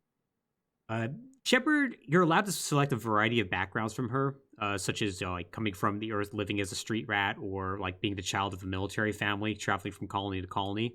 But the point is, she eventually joins the Systems Alliance military, and through some sort of heroic action, becomes famous within the military as being a bit of a badass. These include being just like the sole survivor of your unit, a war hero who fought slavers, or literally a war criminal who executed prisoners. In my first playthrough, I for some reason picked the war criminal. I don't really know why. But yeah, overall, very, very serious and by her books. She's kind of a dork in a way that's kind of endearing. Yeah. Like whenever she goes to a bar and has to like dance or whatnot, it's quite good. Oh yes. So they end up down on the surface, and they realize that this alien race of synthetics called the Geth are attacking. We won't quite get into what the Geth are right now, but they're basically robots. And they haven't been seen for quite a long time by any other species. Yeah. They're essentially the Cylons for everyone familiar with Battlestar Galactica. Yeah, that's a pretty good one-to-one comparison. Evil rogue killer robots that were bad news, and then they disappeared for a while. Yeah, exactly. So they fight them off, and they run into, well, Jenkins gets immediately killed, like within 5 seconds. Yes. And then you run into your second party member, Gunnery Chief Ashley Williams. After saving Williams, she can't exactly explain why the Geth are here, but she's like, hey, I'm going to join up with you. We're going to take them down. Ashley Williams is a space racist. Oh, yeah. Yeah, a little bit. For lack of a better term. She comes from a military family. Her family ended up being disgraced because her father was a commander during the First Contact War who surrendered to the Turians. Mm-hmm. And so because of that, her family's a bit disgraced, and she harbors, first off, quite a bit of hatred towards the Turians, and also just a lot of hatred towards towards other alien species in general. Really just more of a derision. Well, really more derision towards some of them, as opposed to hatred as opposed to the Turians. I remember she has like some sort of line, like randomly, where she's like, it seems like we're the only like sentient species here, and the rest of them are all just animals or something like that. Like something real messed up. Yeah. A line that actually ends up getting remixed really great in Mass Effect 2, where depending on some choices you make, you end up hearing like how she has a bit of a memorial, and they talk about how she was known for a famous line of human or alien, we're all just animals. Like she's totally cool. And it's like, no, she isn't. She's a racist. But yeah, Ashley sucks. She's also very by the books and very military. I've met a million Ashley Williams in my life. So the Williams leads them to the dig site where they found the Prothean artifact, and they're examining like a nearby camp, and they see that they run into these like human corpses that have been reanimated by the Geth called husks. Like they're weird, like half synthetic, half organic zombies, and they're like created by jamming a giant spike through them, and that somehow makes them zombies. It's weird. Sure. But like, and they're shaken by this, but they kill them, and like Nihilus is like, hey, catch up with me at the spaceport. I'll be there. We're gonna take all of them down. So Nihilus gets to the spaceport himself, and he runs into another Turian Spectre named Saren Arturius. Saren is basically the most badass of Spectres. He is the longest-serving Turian Spectre at 24 years. He fought in the First Contact War. And in general, he has a policy of getting things done no matter what. He has himself a bit of a dim view of humanity, owing to the fact he lost a brother in the First Contact War. But regardless of that, he's incredibly skilled, brutal, and cunning, known for ruthless efficiency and his ability to get results. He follows 2 principles in life. The first principle being never kill anyone without a good reason. And principle number 2 being you could always find a reason to kill someone. Which is pretty good. Yeah. So Nihilus runs into him. He's surprised that he's here. And like Nihilus is like, man, things are bad. And like he turns away from Saren. And Saren's like, don't worry. I got everything in control. And lifts a gun up and then shoots him. So Saren kills him, leaves, orders the Geth to destroy the colony of explosives. So we learn that he's teamed up with them. And he approaches the Prothean beacon, like lifts him up and whatnot. Like Shepard's team managed to get there. And they defeat the last of the Geth and like disarm the demolition charges. And then when Shepard gets to the beacon, she gets a little too close and gets caught like an airfield and like is like dragged towards it. And then once she does, she sees a horrific vision of like weird like cuttlefish aliens and like synthetics like fighting organic life and like this really freaky scene of like a flesh monster opening its mouth and screaming. It's really messed up. Yeah. The beacon then explodes, and Shepard is thrown to the ground unconscious. So, seems like they completely have failed their mission. There is one thing I want to point out about the scene where Saren shows up, which is like his entire face is lit up with weird purple technology and lights. Oh, yeah. And like the other Turian who seems to know him is just doesn't say a thing about it. Yeah, not even cool face lights, bro. Anyways. Yeah, like no one mentions, say, Saren, why are you like filled with robot all of a sudden? Yeah, he's very techno-organic. Like I think his left arm is also like a Geth arm, essentially. Something like that, yeah. Yeah. He looks like a guy who's been through some shit. Yeah. Yeah, and it's so maybe I don't know, maybe it's just people have seen him like that before and they're like, look at that, that's Saren. He got the cool LED lights. He could just set him to whatever color he wants. Maybe. But like, was anyone gonna mention he's a cyborg or? Oh, he's in red mood right now. Oh, I wonder what that means. Oh no! Oh no! Yeah. It's never really brought up. But yeah, so after all this happens, we see that Saren is now aboard like a huge dreadnought. He's getting a report by an Asari matriarch. We'll talk a little bit about the Asari in a bit. The news, though, isn't good. It turns out that Eden Prime itself was saved by Captain Anderson's crew, and one of them may have used the beacon. So Saren is incredibly upset about this, throwing furniture around, like, puts the Asari matriarch in a chokehold, and eventually calms himself down. And he realizes, though, that this human needs to be eliminated. So after the Eden Prime attack, Shepard wakes up in the medical unit. We meet Dr. Chakwas, who's great. She's just an old doctor lady. And has a fantastic story behind her that, fortunately, we're probably not going to really talk about, but cool character. Great character. And, like, she notes, like, to Alenko and to Caden and Ashley that Commander's physically okay, but, like, she seems to have, like, some sort of psychological trauma, and Shepard mentions the visions but can't really explain it. Captain Anderson then tells Shepard about what happened with Saren, and also, like, kind of gives a little bit of backstory about himself. Like, it turns out Captain Anderson also served in the First Contact War, and actually was the first graduate of the AN7 program. He was a very decorated soldier, and was going to be the first human Spectre, but he ended up failing his mission where he was on a mission with Saren, and Saren, according to Anderson, betrayed him, and then lied to the Council and got him thrown out of the Spectre program. So Anderson doesn't have a whole lot of good things to say about him, or really Turians at large. But needless to say, he recognizes Saren being a dick when he sees it. Right. And he's like, if Saren's in charge of the Geth, he must have gone rogue. We need to tell the Council. So they go to the Citadel, which is this giant spaceship just out in the middle of absolute nowhere. That is the seat of the Citadel government. The Citadel government being made up of 3 different species, the Turians being one of them, the Asari being another, and a third being the Solarians. You don't talk about the Solarians a whole lot in the first game. Solarians come in their own in the second game. Yeah. But they're the 3 members of the Council the 3 races that make up the Council. And so upon arriving on the Citadel, we meet Ambassador Donald Udina, who's a real jerk. Yeah.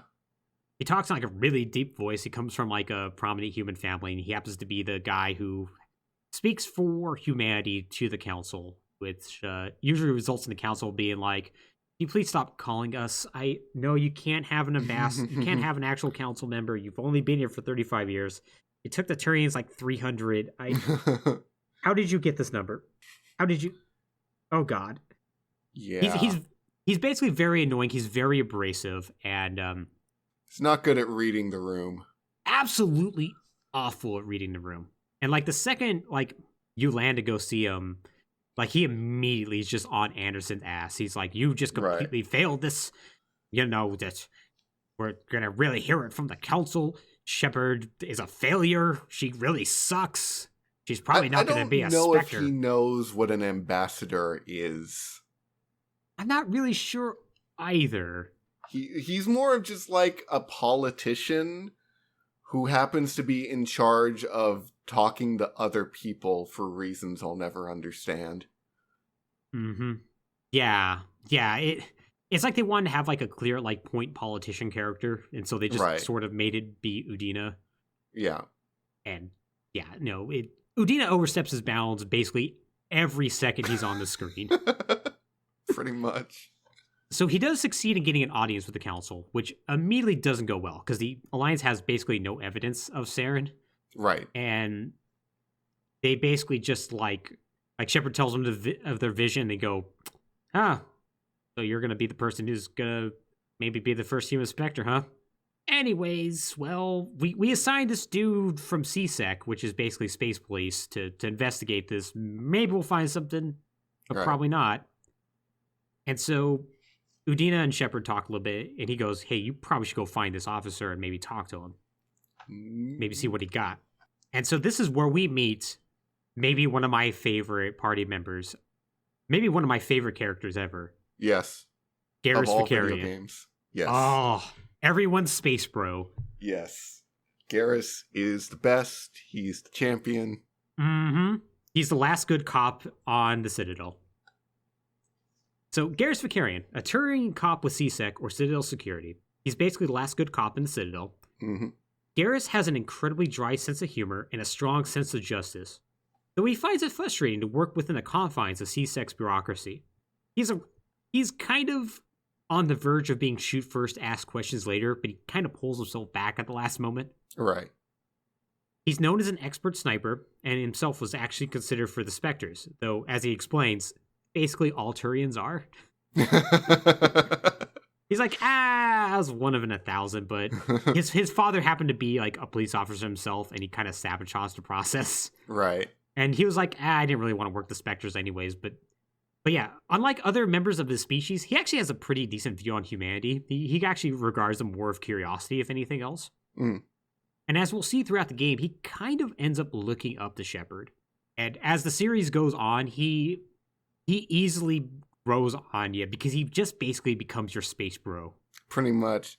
He's also one of the only characters who's a party member in all 3 games, I think. It's him and Tali, yeah. Yeah. Mm-hmm. Yeah, which greatly helps. Yes. Greatly helps. Because, like, those are the 2 that come to my mind as, like, your standbys. Yeah, totally. Yeah, 100%. And it's clear that they kept them coming back, because it's clear that they had the idea in later games to have just, like, different, like, a completely different crew each time. Mm-hmm. Yeah.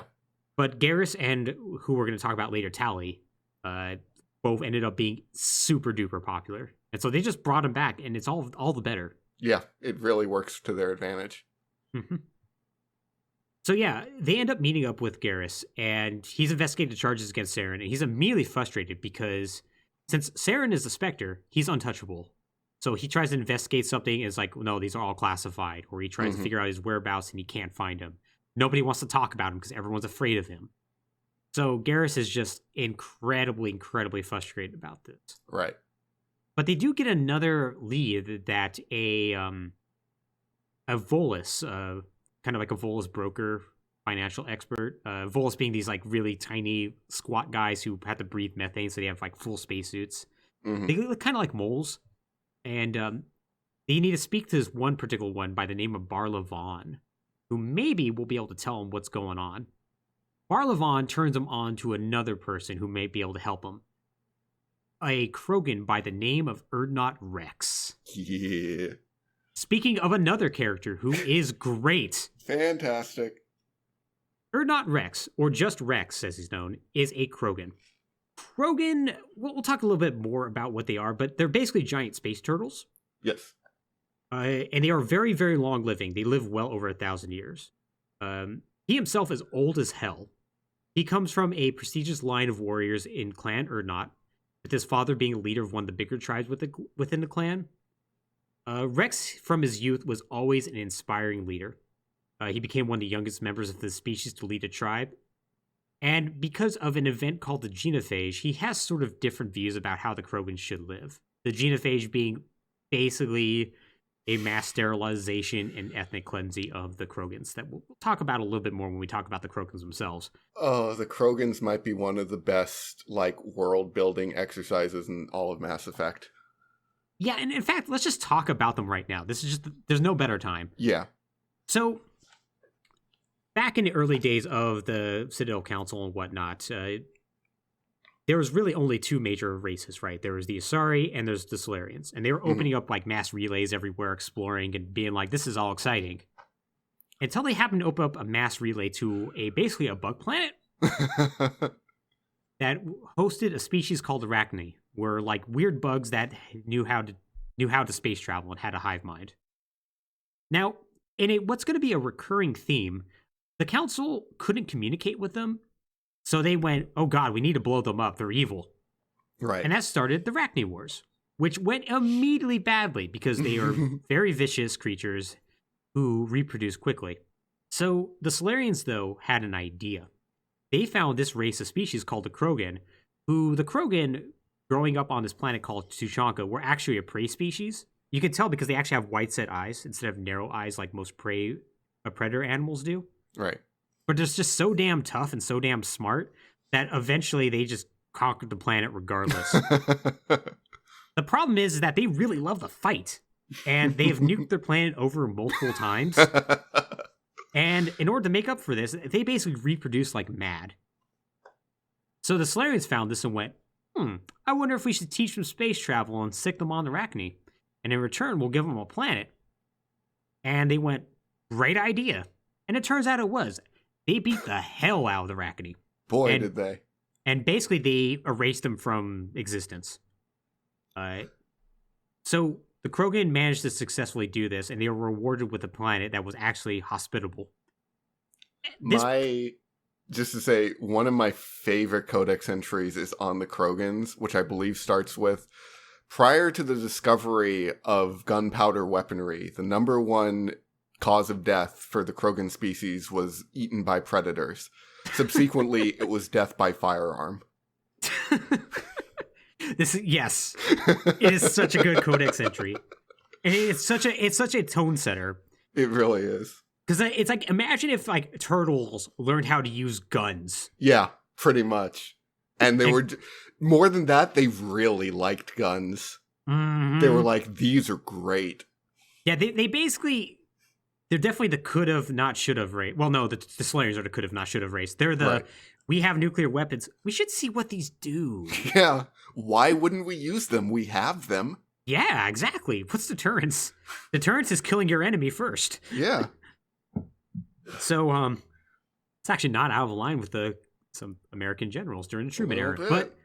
But yeah, so the Krogan had this combination of living incredibly long and also being able to reproduce like crazy. So they quickly outstripped their planet's resources, and they started getting other planets. This led to them also sometimes killing other sentient species and taking their planets, which was a slight problem. Oops, we made the Space Huns. Yeah. So they tried to stop the Krogans from doing this, and the Krogans went, well, we have guns and the ability to kill you. Yeah. And the Solarians we're really good at it. Yeah, and the Solarians went, what if we found another spacefaring race and uplifted them and turned them on them? And that's how the Turians came into the picture. Now, granted, I think the Turians already knew how to do space travel, but the Solarians ran into them and went, hey, help. Can you fight these guys? And it turns out the Turians were really good at it. Yeah. Now, that being said, it was still a losing war because, simply put, the Krogan could reproduce beyond any sort of measure. So the Solarians, being geniuses, came up with a plan. What if they introduced essentially a virus that made, I think it was like 90% of all females sterile? I think even more than that. Something like that, yeah. An extremely high number. Yeah. And so, called a genophage, they gave it to the Turians, who immediately dumped it on the home planet Chichanka and wherever they could find any Krogans. Right. This was incredibly successful. Krogan populations dropped. And because of that, they are now sort of a dying species. This has given them quite a bit of ennui about their situation. Some Krogan are, gnashing against the dying light, fighting to the very bitter end. Mm-hmm. Other Krogans have sort of accepted their fate as a species that may not exist for much longer. And Rex is sort of one of those. Rex himself believed that they shouldn't fight, but rather they should just concentrate on trying to breed and trying to figure out a way around this genophage. But given that the entirety of the Krogans are like, we should just murder whatever we can find, right. Rex's father was not for this. And so Rex's father actually ambushed him and tried to kill him. Right. Rex, of course, is a badass and killed him. But because of this, he chose to turn his back on the Krogans. And the Rex we see in Mass Effect is incredibly weary and jaded about the world and has since then become like a famous bounty hunter and mercenary. And he's just shockingly blunt. Mm-hmm. Like, a lot of the younger characters, he's like, oh, you do not know the world. Let me tell you. In which, God, to be I love fair... Rex. Oh, yes. It's really great because, like, occasionally you'll complain about your problems. It goes, yeah, it kind of reminds me about how my race is dying. By the way, fuck your problems. Yeah. Yeah, Rex is fantastic. So they end up running into Rex, and it turns out they find out that there's a Quarian who recently arrived on the Citadel, claiming to have evidence of Saren's connection to the Geth, but she's been captured by a person named Fist, who's a human, a local crime ward. Mm. And Rex is like, well, good news, I need to murder this guy. So they go to find Fist, and they murder Fist, and they find out where this Quarian is. And it turns out that Saren found out about this Quarian as well and tries to attack and kill her. They fail. Shepard and team get there, and they manage to rescue Tali Zora Naraya, also known as Tali. Man, it's really incredible that, like, your first two human teammates and party members are just so bleh. Yeah. And just so milquetoast and forgettable and, like, get off my ship. And then the next three are such complete winners. Right? It is. They're just so amazing. Good. They are so good. They are so amazingly good. It really makes me wonder, like, did they just, like, put all the writing effort into, like, the 4 alien races you get? Because we're going to get one more party member. And they're all 4 good in their own ways. Yeah. And then you have Caden, who's like, I'm just sad about things, man. I don't care, Caden. I don't care. No one cares. Oh, God. It's like, Caden, can you just go home? Why are you on the ship? The Doctor is more interesting than you. Yeah. Dr. Chakwas is great. Joker, your ship's captain, who we'll talk more about in the second game. He's fantastic. David Anderson. The pilot is more interesting. The comms officer is more interesting. Oh, yeah. You're right. I forget his name, but yeah, he's kind of cool, too. Yeah. Caden, go... I don't think I ever used Caden. I used Ashley sometimes. I don't think I ever used Caden. When I played through Mass Effect 1, I made sure to use everybody, and that usually involved me having Garrus in my party, and then having somebody else tag along. Yeah, that's fair. But yeah, no, every subsequent playthrough has been like, well, humans stay on ship. Yep. Cool alien buddies, let's go have fun. So let's talk a little bit about Tali. So Tali is a Quarian. Quarians are a species of essentially space Roma who live on basically just a flotilla of ships called the Migrant Fleet. Mm-hmm. The Quarians are the race that created the Geth. The Geth, once again, just to keep it simple, they're basically, cyclones and whatnot. And they were a machine race created to help out the Quarians, who by themselves are really dumb, but they can get together and network together to become very smart. This became a problem when they built a bunch of them, and then they began to like question their existence and why they're here, and they freaked out the Quarians because they're like, "Hey, do we have a soul?" And the Quarians responded with, "We need to shut them all off." Yep. And so the Geth were like, "Oh, well, we'll pick up these guns, I guess." Yeah. And they basically drove them off their home planet. They drove them off their home planet, and then the Geth just like sealed off the system and went, "We're just going to be here for a while doing our thing." So the Quarians ended up becoming basically, yeah, once again, Space Roma. The Council themselves really hate the Quarians because they built the Geth. And basically, anytime the Quarians had tried to settle another planet, the Council went, "Nuh-uh." Including one particularly bad time where they found a planet that was habitable for them, and then the Turians threatened to bomb them out of existence if they didn't leave. Yeah. The Council makes some questionable decisions in their history. They are constantly jerks and very short-sighted. It's a very consistent theme for them. Yeah. Which I will say real quick, I really like that, like, Mass Effect sort of creates the Council as this less than fantastic group of people who are, they're sort of like in charge by virtue of being elders, but literally that's it. They've just been around, so therefore they're in charge. But at the same time, like, humanity also kind of sucks. Yeah, everybody sucks in their like own we're different just way. sort of the latest set of jackasses on this stage of jackasses. Yeah, and it's like you said, like they're only in the positions of power because they got there first. Right. Like the Asari, to skip ahead, the Asari are the ones who discovered the Citadel. The Solarians came second, and so they are in power because they're there for so long. The Turians end up getting power because they're the military arm, so eventually, yes, sort of had to. Kind of, yeah. And that just leaves out everybody else. Like, there's the Volus are like the financial arm. Right. And they're agitated to have a seat on the council, and they're not getting it because everyone's like, "Oh, shut up, go away." Yeah. Do you have guns? No? No? Oh, no, you have money. Sort of. But we have guns. Yeah, we could just take your money. But yeah, so it's good that they were kind of incompetent, but at the same time, their point man for humanity is Udina, right? Right. Oof. Yeah. Oof. Talk about putting your best foot forward. Yeah, just, God. Greasy man. But, so yeah, the Quarians, they've been doing this for the past 300 years, traveling from system to system, and because of that, they've been living in a sterile environment, and now their immune systems are shot. Yep. So if they ever leave their home ship, they have to be fully clad in a spacesuit that looks very decorative and very rad.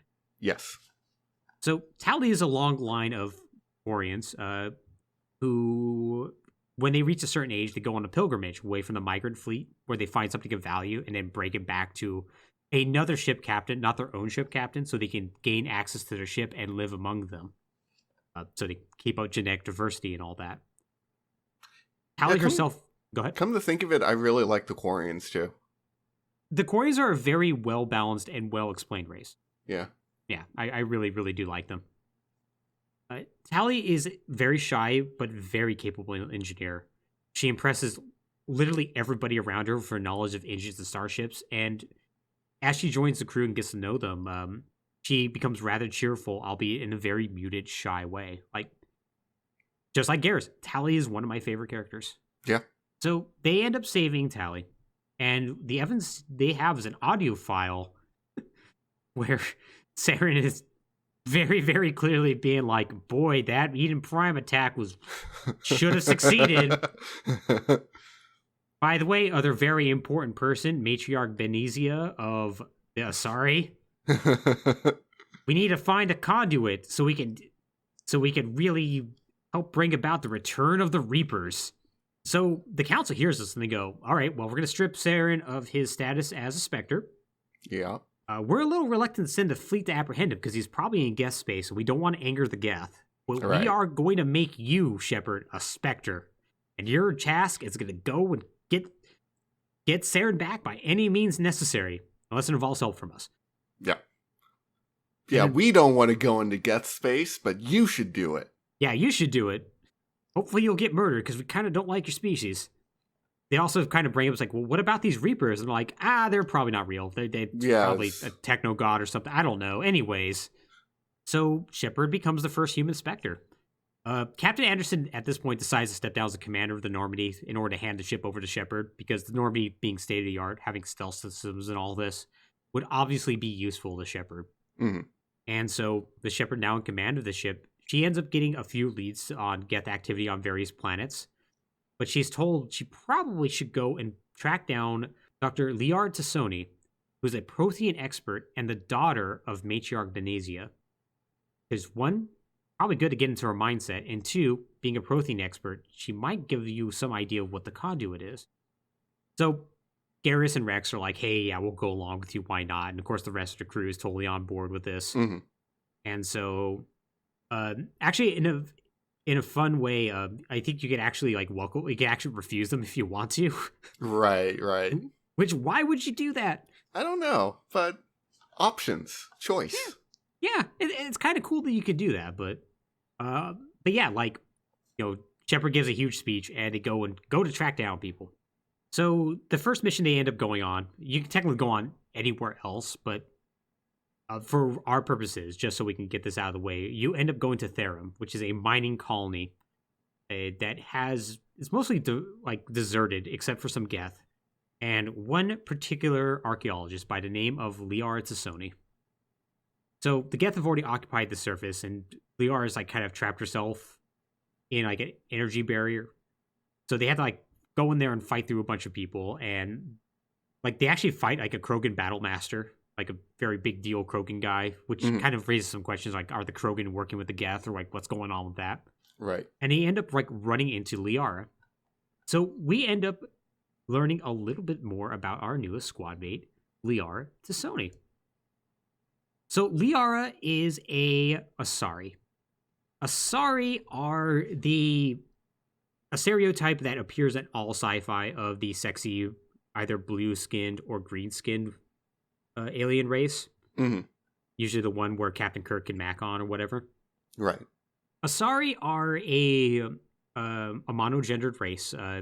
While they technically don't have a male or female, they all are coded as female. They use female terms and pronouns, and they all look female. Their anatomy is essentially very similar. They are a very, very, very long-living race. Liara herself is considered incredibly young, essentially like an 18-year-old, but she's 106. Right. Since they live more than 1,000 years, they have a very long view of life, and they tend to take things incredibly slow when it comes to politics or technological advancement. They were the first to discover the Citadel, and thus have a very strong importance in galactic society, and are theoretically the most powerful military force by themselves. Although they don't tend to have a whole lot of fighters in general. There's a good line in one of the codex that I forget what the name of the badass Asari special forces are, but the line from Aturian is that the Asari are the most powerful fighters in the universe. Thankfully, there aren't a whole lot of them. And so, because of the fact that they have a really long view of life and whatnot, they tend to and they interact with a lot of species who don't live very long. They tend to enjoy things in the moment a lot as well. So the Asari reproduce by a way where they meld with another person in a very Vulcan-like way. That apparently just sort of scrambles their DNA, and then they sort of have kids that way. Right. Two Asari having children together is considered kind of a no-no. It's kind of looked down upon. Liara herself is actually, both her parents are Asari, and so she's kind of looked down on a little bit because of that, despite the fact that she's the daughter of an incredibly important member of the Asari hierarchy. But also because of that, the Asari tend to seek out other species as potential mates. Right. Particularly the Krogan, because the Krogan are also very long-living. So that's sort of their deal. They tend to play a very diplomatic role, and usually their decisions are we should maybe wait and see what happens. You're jumping to conclusions, Shepard. I'm sure that person had a reason to shoot at you. So Liara herself decided to become an archaeologist because she's just very interested in Protheans. She wants to learn where they come from, and she also just doesn't want to be under the shadow of Benezia at all. Right. So she figures this is a good way to get away from all that. She herself is a bit sheltered and naive at first, kind of like somewhat like a 20-year-old student in college. Mm-hmm. But much like the other crew members, she ends up, kind of growing on everybody else and opens up a little bit as the game goes on. So they discover her trapped in this energy field and manage to free her. As a fun aside, if you come to this planet last, she thinks you're like a complete hallucination because she's literally been there for like weeks, which is pretty great. But they manage to like free her, and the mine starts to collapse. And they have to escape, and once they do, they end up getting onto the ship, back onto Normandy, and fly away. And like Liara explains that she really doesn't know what this conduit is. She does have the theory that the Protheans weren't the first species to just mysteriously vanish. Because she's like, well, there had to be something that came before the Protheans. Mm-hmm. And it doesn't make sense that they mysteriously vanished. So I wonder if there's like a cycle going on or something like that. She's also very amazed by Shepard's story of the Reapers. And because of that, she's like, I want to join your crew. I want to know what the heck is going on with this. Right. So as a fun aside, after all these missions, you usually have to talk to the council afterwards. Where they basically ask you like how you did. And it's usually them being very disappointed in you. Right. There's not really a whole lot of decisions you can make here that will affect how they respond to you, if I remember correctly. But essentially they go, oh, you let that mine collapse. Boy, you idiot. There might have been a lot of Prothean artifacts in there. What's really fun is that you can actually just hang up on them at any time. Oh, yeah. Which, if you do that enough times, they actually go like, "Don't you dare hang up on us again!" And you can hang up on them. Go, sorry, I guess it's breaking up. That is so really good. Fun. See, that's one of those things where, like, that's one of the really good uses of the illusion of choice, where it's like nothing about those scenes or the way you deal with them is going to impact the story in the long run. Mm-hmm. But it creates this just a fun dynamic, and it's a good character moment. Yeah, it totally is. It's really, really good, and it's really well done to like establish like the tone of what the council is and how your relations are with them, or how they can be. Like it's always going to be antagonistic, but how are you going to deal with it? Right. Especially knowing that there's going to be no consequence because you're the only one who can do this. Right. Yeah. What are they going to do? Fire you? Mm-hmm. You have the stealth ship. Yeah. I have the stealth ship, and I'm the only one who can stop Saren. Yep. So after all this, they just traveled to an ice planet called Novaria. It has, basically, it's like a corporate planet for this corporation called Binary Helix, where they are doing some kind of weird experiments up there. We learned that Matriarch Benezia has gone on business there recently, so we figured there's probably something going on there. So after like dealing with like some administrators there and whatnot, getting permission to take a look at their facilities, we learned that first off the lab has been sort of cut off. They've issued a code Omega signal, which is, oh god, things are bad, everyone's dying. So Shepard goes to check it out. So upon arriving there, we find out that the Rachni are not extinct. Turns out there was a ship just sort of floating around, and Binary Helix found it. And so they got a bunch of eggs, and they were like, what if we could make these into weapons? So one of those Rachni eggs was a queen. They had a queen, and they're breeding an army, and then the Rachni eventually turned on them. So this is a really interesting plot line when you think about how the Rachni are technically sentient. Mm-hmm. And like, yeah, there was that whole war, and they look like crazy bug alien monsters. Yeah. But all that was sort of just a misunderstanding, and this is actually a sentient race, but someone was still like, yeah, what if we just weaponize the sentient race? Yeah, what if we just... It's a really common theme in Mass Effect of, what if we gave this race guns? Yeah. And just had them do their thing. Like, there's a real strong, like, colonialism sort of vibe that goes out throughout these games. Like a very British Empire of like, what if we give these people guns and have them oppress these other people we don't like? Right. Yeah, because like it constantly happens.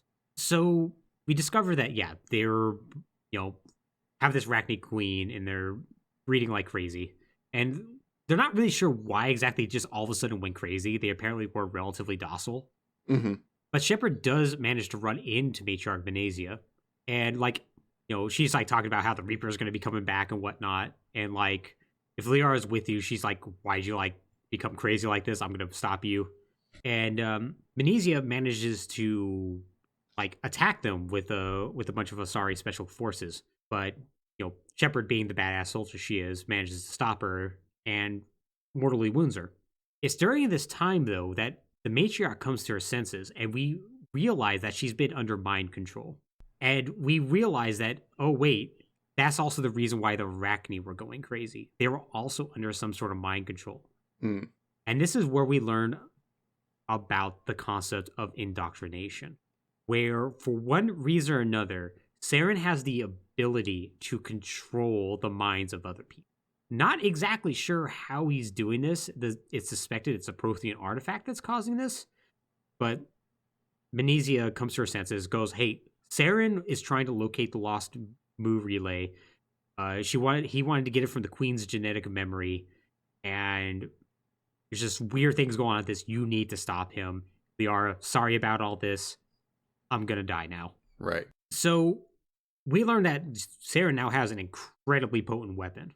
And we also, now that this is all done, the Arachne Queen is now back to her senses. And now we have a decision to make. Do we murder the Arachne Queen, or do we let it go free? Mm. And Arachne Queen's like, hey, listen, I just want my children to sing and be wonderful. They were only going crazy because they couldn't hear my voice. But now they can. We have no qualms. We never had any qualms with you. Y'all attacked first. Right. We just want to go away and live in peace. And depending on who you have with you, they'll either be like, you need to murder the bugs or not. Ashley is very pro-murder bug, for instance. Caden's like, I'm not really sure, but maybe the bugs should live. I'm not going to commit. God, Caden. Caden sucks. For my playthrough, I let the Arachne Queen live. So we're just going to go with that. Okay. So that ends up occurring. And in, like, the post-briefing, no matter what decision you make, by the way, the Turian council member, like, just rips into you. He's like, right. Huh, so you let the Arachne go free. We honestly fought against them. I hope this doesn't come back to bite us and we're exterminated from the galaxy. Or if you decide to kill the Arachne, oh, I guess humanity just likes murdering races. It's just like causing extinctions all over the place, which is like, dude, you literally did that to the Krogan and then got Krogan to do that to the Arachne. Also us a little bit. Also us a little bit, yes. You people suck. So after that, they end up going to another planet by the name of Pharos, which is kind of the more throwaway of the planets. Yeah. It's a human colony that more or less has these creatures called the Thorians, who were plants that could that this corporation were like extracting this essence from to help mind control people. But then the Thorians kind of went a little bit too crazy and started like just basically turning people into like weird thralls and whatnot, and being able to create clones, and really bad things happened. Right. The point is that they end up fighting through all this. They end up destroying like the big bad Thorian, and they end up getting another piece of a puzzle that allows them to find out where Saren is. And they find out that Saren is on this planet called Vermeer. So the council also figures this out, and they contact Shepard and tell them that, hey, a Solarian espionage team, the Solarian Special Tactics and Services, I believe they're called, the STS, they have discovered that, Saren is definitely on Vermeer, and they are doing something crazy. And so they have a team that's going there right now, and you should go there as well.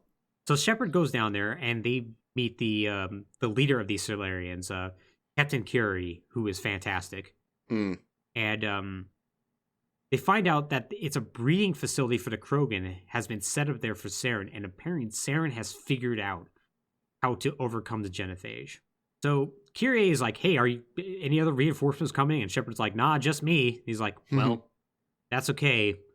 Just like you, I'm kind of a badass, so we're going to make this happen. So the idea is that they're going to go and plant a nuclear device that's going to blow up the facility. Shepard's going to help coordinate the attack. And he's like, hey, can you send one of our members with us? And preferably one of your two human members, because No reason. no real reason. And so you can choose to send either Ashley or Caden along to help with the Solarians. So if Rex is with the team, he is all of a sudden like angry. He just goes out to the middle of the ocean, like you're on a beach, and he goes out to like the middle of the water, and just starts shooting the ocean. Mm-hmm. And he's like, "Wow, this is." He found the way.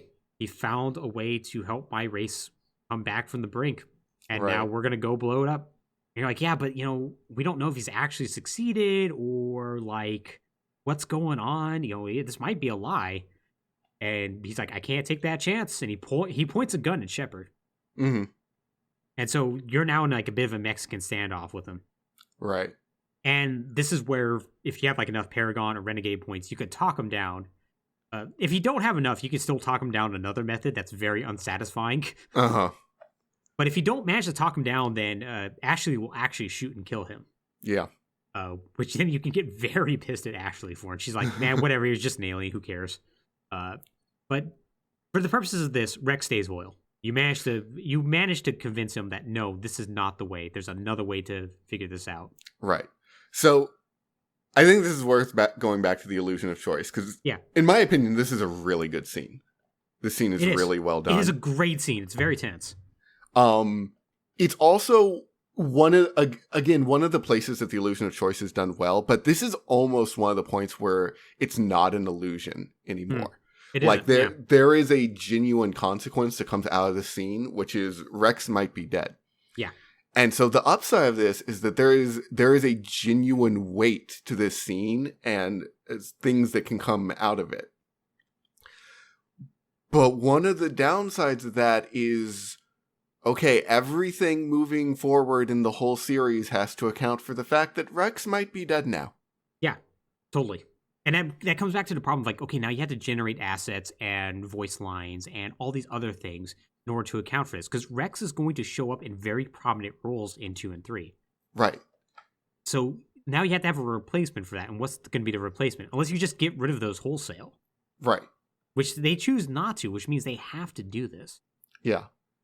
So it's one of those points where they sort of moved past the illusion of choice. Mm-hmm. And sort of made things more complicated in doing so. Yeah, totally. And this is a very exciting thing they did. Vermeer is a planet that's full of these decisions. Mm-hmm. Well, okay, it has like 2 of these decisions, but still. Right. Relatively speaking, that's pretty chock full. Yeah, that compared to other games, yeah, that's a 200% increase. Yep. So yeah. Once again, for our purposes, Rex survives because it's a little bit more satisfying. So they go into the facility and they find out its main purpose though is actually not to breed Krogan. Like they're doing that as a side project, and it turns out they haven't succeeded. Mm-hmm. But it's actually they are studying the indoctrination effect, and so they're like, oh wait, so Saren doesn't actually understand this, right? And like they run into another Prothean beacon, and Shepard gets another vision about the coming horror from the Reapers, and then we are confronted by a hologram of a creature by the name of Sovereign, which we find out is not a... So, like, we've been chasing around the giant ship that was on Eden Prime, right? Mm-hmm. And we're like, okay, that must be a Reaper ship, and Saren must have found a way to control it. We find out that that's not true. That ship, that is not a Reaper ship. That is a Reaper. Mm-hmm. And Sovereign is that Reaper. So Sovereign, in a very gravelly techno voice, reveals that the mass relays in the Citadel were not built by the Protheans. Like, they always thought that the Protheans were who built all those and just sort of left them, but the Reapers were the ones who built them themselves. And we find out the reason is because they want organic life to develop along very similar lines. They want them to discover the Citadel. They want them to have that be the center of galactic society so that they can then show up and murder the hell out of them. And then from there, spread out and murder everybody else. Because since they built all the relays, they know exactly where they're all going. Right. So Shepard is like, wait, why are you doing this? And Sovereign is like, this is beyond your understanding. Because we haven't written it yet. So like, you don't know why they're doing it. They're just saying, we do this because this is what we do, and we are going to do it again. Right. And so that raises the question, though, is like, well, why haven't they? So we don't find that out because we had to get that nuke set up and blow things up. Right. I do really like this reveal because it's like, first of all, okay, Saren's still bad news, but he's not the top dog in this scheme. No. And like, a lot of times when that happens, the top dog ends up being really lame and boring, and you don't care. Like, it sets up this really interesting bad guy who ends up being the lieutenant, and that bad guy's really good, but then the person in charge is like, oh, you're honestly kind of a step down. Yeah, like Far Cry falls into this trap a lot. Far Cry falls in this. Final Fantasy falls in this trap all the time. Yeah, boy, it does. Yeah, but this is like, no, actually, the big bad is like a life-ending race of sentient super destroyer spaceships, and you're like, oh, that's a pretty good one. It's an interesting concept. You're introduced to him early enough. You interact with him very directly. Yeah, and he treats you with such disdain that he's like that you don't need to have like an elaborate backstory set up. He's like, I don't need to explain this to you. This is just going to happen. This is how it's always happened. Why do I need to explain this to a bunch of people who are going to be very dead very soon? Also, you're like an insect to me, so like, no, go away. Exactly. And yes, Sovereign's good. Also, my body is the biggest spaceship you've ever seen. I'm a big giant spaceship that looks like a cuttlefish. It's great. And you're like, all right, well, I want to blow you up. Yeah, the Reaper ships, or the Reapers themselves, have such a great design. I love them. Yeah, they really do. So Shepard's like, okay, well, we still got to blow up this facility. Right. They get the nuke set, and they get a call from the Solarians who are being attacked with heavy losses. So the guests start to attack the nuke site, and Shepard has to choose. Caden's in trouble. Like, either Caden and Ashley are in trouble. Either they're in trouble because one has to guard the nuke site, or one's in trouble because they're with the Solarians. And you have to choose, who are you going to save? And I posted on Twitter, rather facetiously, that with the Mass Effect Legendary Edition, a new generation players are going to have to make the hard choice of whether or not to save the dipshit or the space racist. And, Alex, what decision did you make? I saved Ashley. I don't remember which that ended up being, whether I sent her with the captain or put her at the site. But I remember I saved Ashley. I saved Caden, which I regret. Yeah. I plan on playing back through Mass Effect at some point when I have after events in life are dealt with. Sure. And I probably am going to save Ashley because, boy, I saved Caden, and oh god, there's a real good scene in 2 where you're like, I made some mistakes. Yeah. Ashley doesn't really do much in 2. She's got a good scene or 2 in 3. I'll say that much. Yeah, everything I've heard about Ashley is that she like really redeems herself by the end. Yeah, I'd say that's accurate, yeah. Whereas Caden does not. Caden unfortunate. Does not. No, very unfortunate. So, thanks to all of this, Shepard's Prothean vision is complete. Shepard realizes the Reaper's going to be coming back, and they're going to ruin all sapient life's day, basically. And like Liara like melds with Shepard's mind to interpret it fully, and they realize that the vision was a distress call intended to warn the Protheans about the Reapers. So they realize, oh wait, these beacons aren't Prothean beacons. It's from a species even further before. And so they're like, okay, that's rough. So Liara realizes the landmarks in her vision are another planet called Ilos, a planet that she studied as part of her Prothean research. But Ilos is nearly impossible to reach because it's only accessible through the Mu relay, which is why Sarah needed like the relay's location from Novaria. So they have all of this, and they get a message from the council. The council's like, hey, okay, listen, yeah, we need to deal with this. We're going to have a multi-species effort to do this. We're getting our military forces together. And Shepard's like, all right, great. I'm going to go back to the Citadel. We're going to talk about this. We're going to lead the assault personally. And they get back, and the council was like, oh, now we're just going to put a blockade around mass reflays. Also, you're not allowed to leave. Also, you're not command of your ship anymore. Sorry. Anyways, don't worry. The big boys are going to handle this now. Great. So Shepard's like, well, if we only had a stealth ship that we could use to just sneak into the Mu relay, we could make this happen. And then she's like, what if we just steal the Normandy? Yeah. So they steal the Normandy, which Captain Anderson helps them with. Like, right. Anderson helps them steal the Normandy, and they immediately go to Ilos. Like, Anderson's like arrested and whatnot. But like, Anderson's like, listen, don't worry about me. Mm-hmm. Stopping genocide on the galactic scale is probably for the best. Probably, because Anderson's the best. Anderson is the best. So around this time, depending on who you romance, this is where you have your big sex scene and whatnot. Which is how you know you're entering Act 3 of a Bioware game. Yes, it is. Yes, it is. For those of you who are wondering who the romance options are in this game, if you're a male shepherd, it's Ashley. If you're a female shepherd, it's Caden, which that's a choice. And either or can also have Liara. That's great. That's great. Yeah. I went with Liara because I played female shepherd and I went, not Caden. I also went with Liara because I played male shepherd and I went, not Ashley. Yeah, it's like, well, I feel like at least in Mass Effect 2, you get a lot more options. Yeah, you do. Mass Effect 1, it's sort of Liara winner by default either way. Yeah, pretty much. Pretty much. So they go through the Mu relay and they see that Saren's already arrived there with a fleet of guest ships and whatnot. And they confirm Saren's presence there, and they decide that they need to just like jump down there, land their cool, like, APC, the Mako there. Or I think it's called the Mako in this one. I don't think. Oh yeah, we haven't talked about the Mako yet, have we? We have not. It's like the Mako is basically an uncontrollable hell beast of a thing.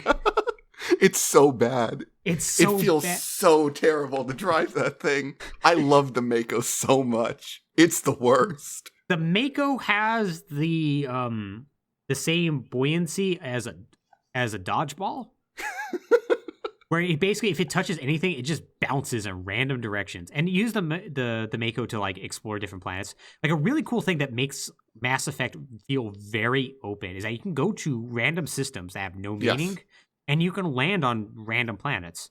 Yes. And admittedly, there's usually nothing a whole lot to them, but it's still super cool. It's super. So it is extremely superficial. There is nothing mechanically much to do. The Mako is a nightmare to control.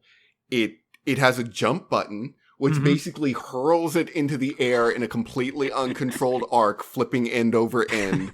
Yes. Its weaponry, it just adds to the problems, really.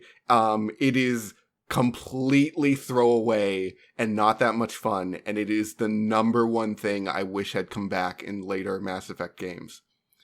Because I feel like it just adds to the immersion of the game so much, being able to just drive around on these planets. It does. It makes it feel like a galaxy. It does. It really does. It basically got replaced by probe scanning from orbit in 2 and 3. Mm-hmm. And I wish it had come back. Yeah, totally. It kind of did, but only in very limited senses. Yeah, I think Andromeda tried to have its cake and eat it too, from what I understand. I've never played Andromeda, but I didn't either. Yeah, I plan on to. But yeah, it's really cool. And once again, like the planets you land on usually are very barren. Even the ones that supposedly have plant life. Although there's one where you can run over a bunch of monkeys, and that's pretty great. Yeah, that's good. Yeah, they're usually just square sandboxes. You drive around and shoot giant worms. And they took the noise filter, like the noise terrain generator, and just kind of put it over there. Yeah, pretty much. Because some of those like you can drive like the Mako up like really steep slopes. But some of them it's real steep. Like you can literally like land in valleys where you're just wedged in. You're like, how am I supposed to get out of this? Yeah. But yeah, so they have to drop them. They're gonna like basically do it to where like Joker, who's an expert pilot. We'll talk more about Joker in 2. Joker's a lot more important there. And they're just gonna drop the Mako basically onto a very small patch of land and hope for the best. But thankfully for Shepard and team, Joker is really good. Yeah. And they managed to do that. And so They fight their way through to the Isla's ruins. And eventually they end up getting to a control room where they discover an ancient Prothean recording.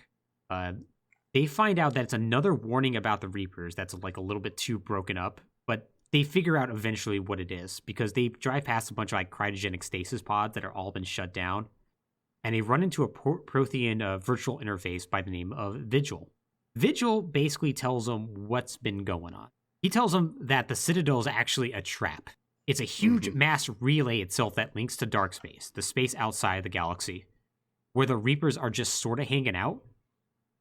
So these are little bug creatures that people are like don't understand what their deal is on the Citadel. They're called the Keepers, who basically repair everything and are uninteractable with. Like if you kill them, like just another shows up out of nowhere, and they like help keep the Citadel clean. And they're like, okay, well, what's up their deal? Well, their deal is that when the Reapers are ready to come back, they send a signal to the Keepers, and the Keepers go, all right. They turn on the Citadel's warp in all the deadly space creatures button function, and then all the Reapers show up. And then that's how they immediately decapitate the head government, and then they fan out to eliminate everything else. So basically, the Protheans put themselves in suspended animation in Ilos, and until like all the Reapers went back to dark space, and then they had to shut down each pod one by one to conserve power because it took a very long time for the Reapers to do their thing. So by the time they come out, there's only a few of them left, not enough to repopulate the Prothean race. So instead, what they decide to do is that if they can't come back, they're going to screw over the Reapers instead. They discover a way using the conduit, which is on Ilos, in order to get into the Citadel, which they managed to succeed to do that. And then they alter the Keepers so that they cannot receive the signal. And so once they do that, their plan is done. And after that, because there's no food on the Citadel anymore, they all eventually just die. So it turns out Reaper attacks happen roughly about every 50,000 years. And it's about 50,000 years since this last happened. So, yay. So they basically, the Reapers sent out the signal, figured out, oh, wait, this isn't working. And so through one means or another, they managed to get in contact with Saren. They indoctrinated Saren, and then Saren, in turn, began indoctrinating everybody else. And then the idea being, in order to reactivate the Citadel and have this galactic cycle continue again. So Vigil explains that if Sovereign assaults the Citadel alone as well, that the Citadel fleet probably could stop a single Reaper, but if there's anything more than that, they're basically all doomed. Right. So Vigil gives Shepard a data file that will give like the commander like temporary control of the Citadel to stop Sovereign, just in case he does happen to activate it. And so because of that, Sovereign like begins its assault on the Citadel. Like Sovereign's like the one Reaper who's still hanging out in the galaxy. Well, obviously, I guess. And like he is escorted by a large Geth fleet, and they just attack the Citadel. So Shepard realizes she needs to get on there. So using the Mako, they basically drive at the conduit, which is about to close down, and they basically hop into it. And by doing that, they are relayed now into a very worn, torn Citadel. So they realize that, oh no, there's like a blue glow around this like monument that's in the center of the Citadel, and they realize that's the relay, and they need to go and find Saren and put a stop to him. So during this time, like the Citadel fleet is getting absolutely blown apart. Like the council is evacuating onto the biggest Asari ship that's there. And like they're like, hey, we need help from the humans. Otherwise, we're all going to get murdered, and that's going to be really bad. And you have a big decision to make. It's like, oh, do you send the human fleet in where there's going to be heavy losses? Or do you just keep them back and just kind of let those jerks die? This decision has somewhat big ramifications. Not as big as you think that would be. Yeah. This is definitely an illusion of choice. This definitely is, but pretty good illusion, all in all.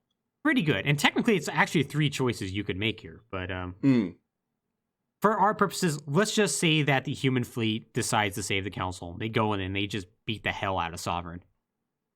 So, Sovereign like can't really do a whole lot because he has to sit on the Citadel Tower to activate the relay. So he's just getting bombarded. And like Shepard are like fighting through all the Geth and Krogan warriors and all these other things.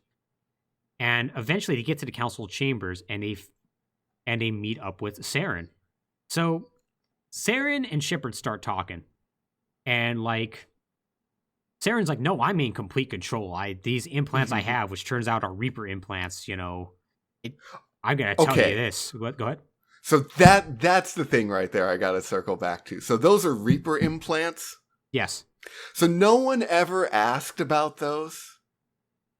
Yeah, I guess he just kind of came back one day for a bunch of implants and he was like, yeah, got to a fight, man, but you should see the other guy. Ha, ha, ha. He was a human. I killed him.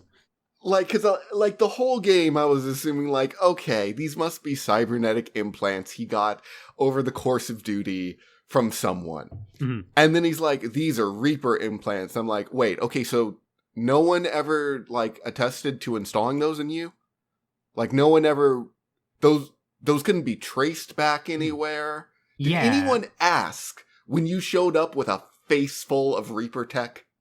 My interpretation is that he's probably already had some cybernetic implants and he just got additional Reaper stuff and he went, look at that, Saren. He's more glowy than usual. But yeah, you figure somebody would question that after a while, right? Because they aren't hidden. Nope. They're not covert. Not like in the least. First thing you see of Saren, his eyes and mouth are glowing purple. Yes, they are. And I'm like, were we not supposed to notice that or what? I guess not. And then, to be fair, I barely noticed it when I first played. Yeah, fair. But yeah, like, so Shepard, like, starts trying to talk down Saren, and you can choose to attack him right away. There's not really big, like, decision tree to make here, but... Right. But as you talk to Saren, and as he gets more convinced, like, the Reaper implants start causing him pain, and he realizes, oh, no, yeah, I have been thoroughly indoctrinated. And so eventually, you can convince him, and he thanks the commander, and he just shoots himself in the head. Mm-hmm. And it's a hell of a scene. It really is. Like, he falls through the glass below, and then, like, you go down there with your team, you're like, all right. And in a very smart move, Shepard's like, all right, put some more bullets in him. Pop, pop. Yep. And I'm like, job done. All right, let's get up to that console and turn off the relay. But it turns out Saren's not actually done. Yeah. The Reaper implants basically cause his skin to burn away, and he's like now a weird Turian skeleton Cyberman, and who's hopping around and doing all sorts of crazy stuff, and like immediately starts attacking in a really fun boss fight. Yeah. Shepard manages to defeat him, like destroys him, and he like basically blows up essentially. And Shepard gets up to the central console. She uploads Vitrul's program and gains control of the Citadel. Oh, and this is actually where you make the decision to send the fleet in. Oh, right. Yeah, I thought it was earlier, but no, it's not. So basically, Shepard shuts down the relay. The fleet goes in. Heavy losses happen, but they do blow up Sovereign. And like Sovereign's like basically body just flies, like pieces of it fly down onto the Citadel, causing a ton of damage. But this ends up stopping the Sovereign, and Sovereign is now dead. Even though there's heavy losses and whatnot, because the fact that the humanity decided to fight with them, the council decides, hey, you know what? You're going to get a seat on the council now. Mm-hmm. You should choose who's on the council, and you can choose between either Udina or Anderson. This is not a choice. It is not a choice. You always pick Anderson. You pick Keith David. Yep. Which Udina is a little upset about, but whatever. So, like, okay, this would have been a choice if Udina seemed like a competent diplomat. Like, he could have been an asshole who was good at his job, and you would have been like, okay, clearly we like Anderson better. But Anderson's, career military. He's not a politician. He's not a diplomat. He's not he an points ambassador. that out, too, yeah. Yeah, it's like, okay, Udina might be the smarter choice, even if you don't like him. But no, Udine is also just a terrible choice. He's just a terrible person, and you're like, I don't want you in charge of anything. No, like, you will not be helpful to have around. So, Keith David, 100%. Keith David, 100%. Keith David is also just a better diplomat than you.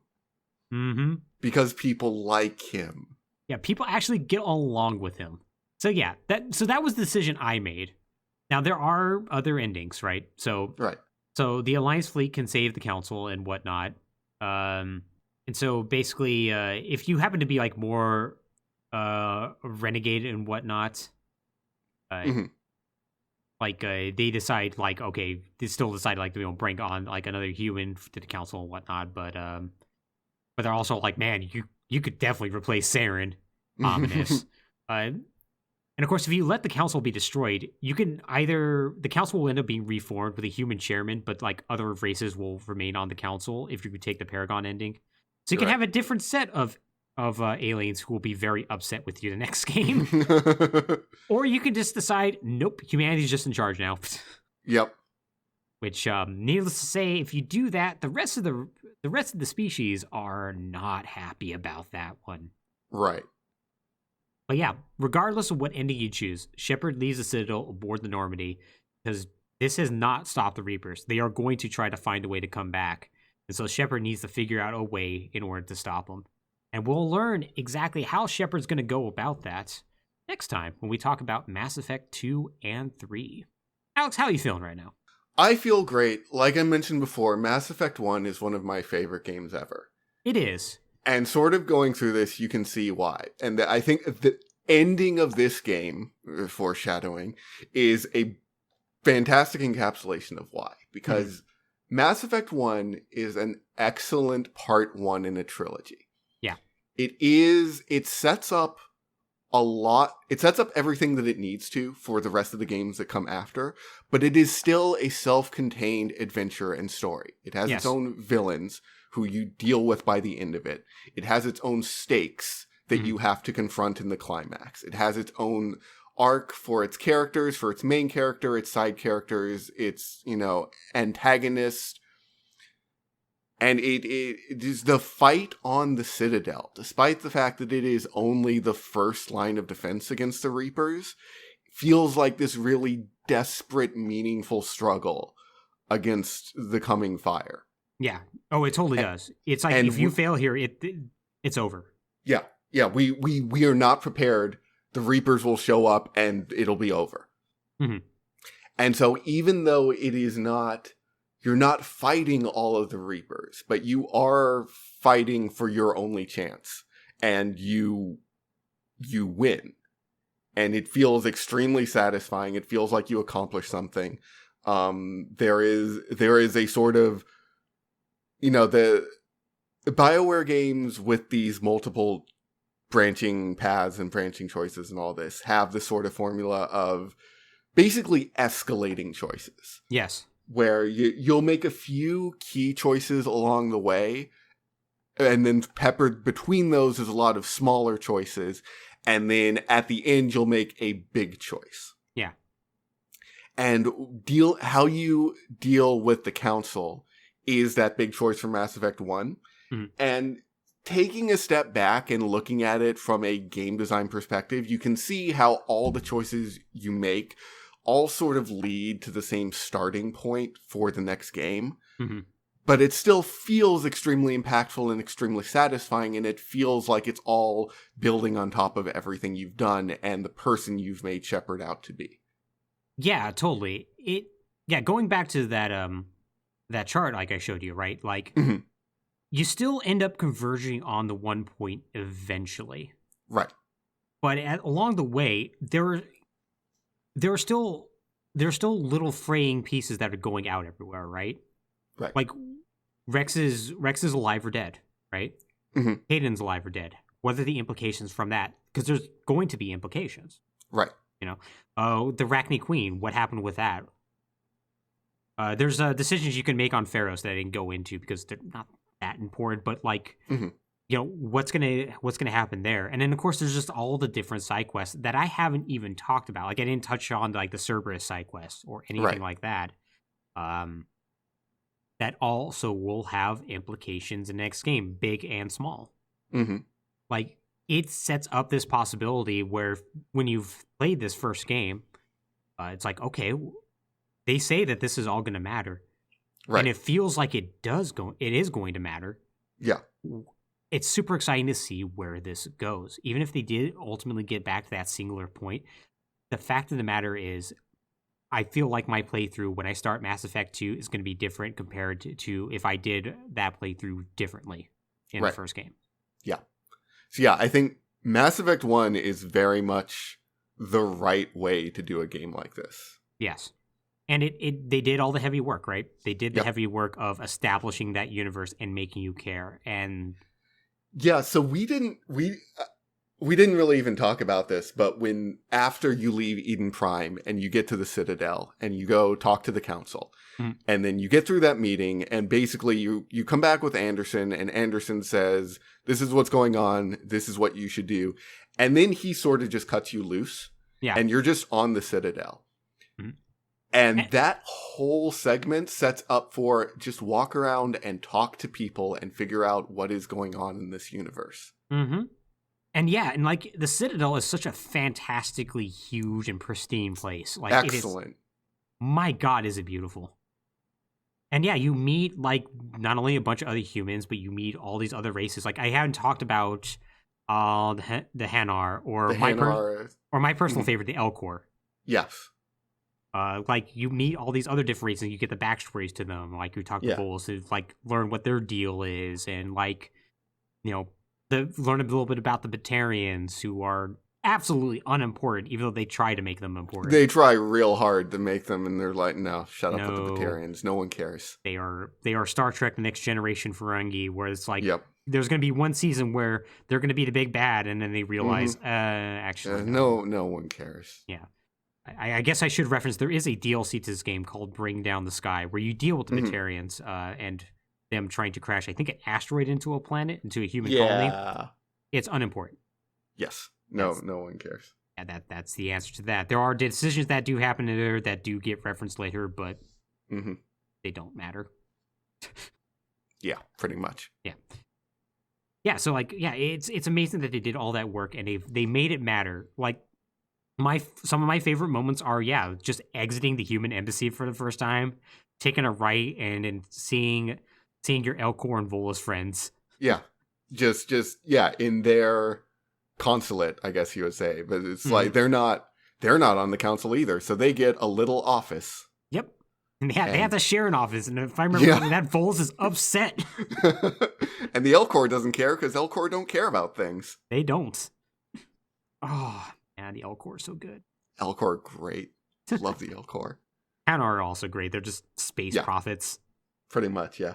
Let me tell you about my squid religion.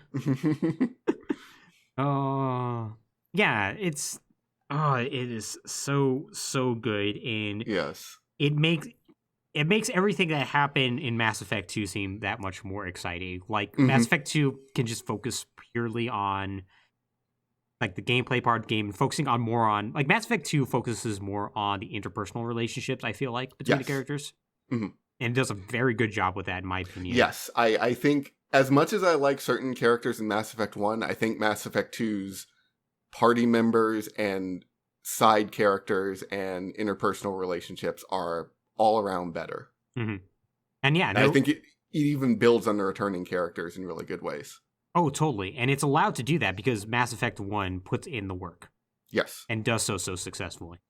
Yeah. Yeah. So yeah, if you're like me and Alex, you were very, very excited after Mass Effect 1. You're definitely looking forward to Mass Effect 2.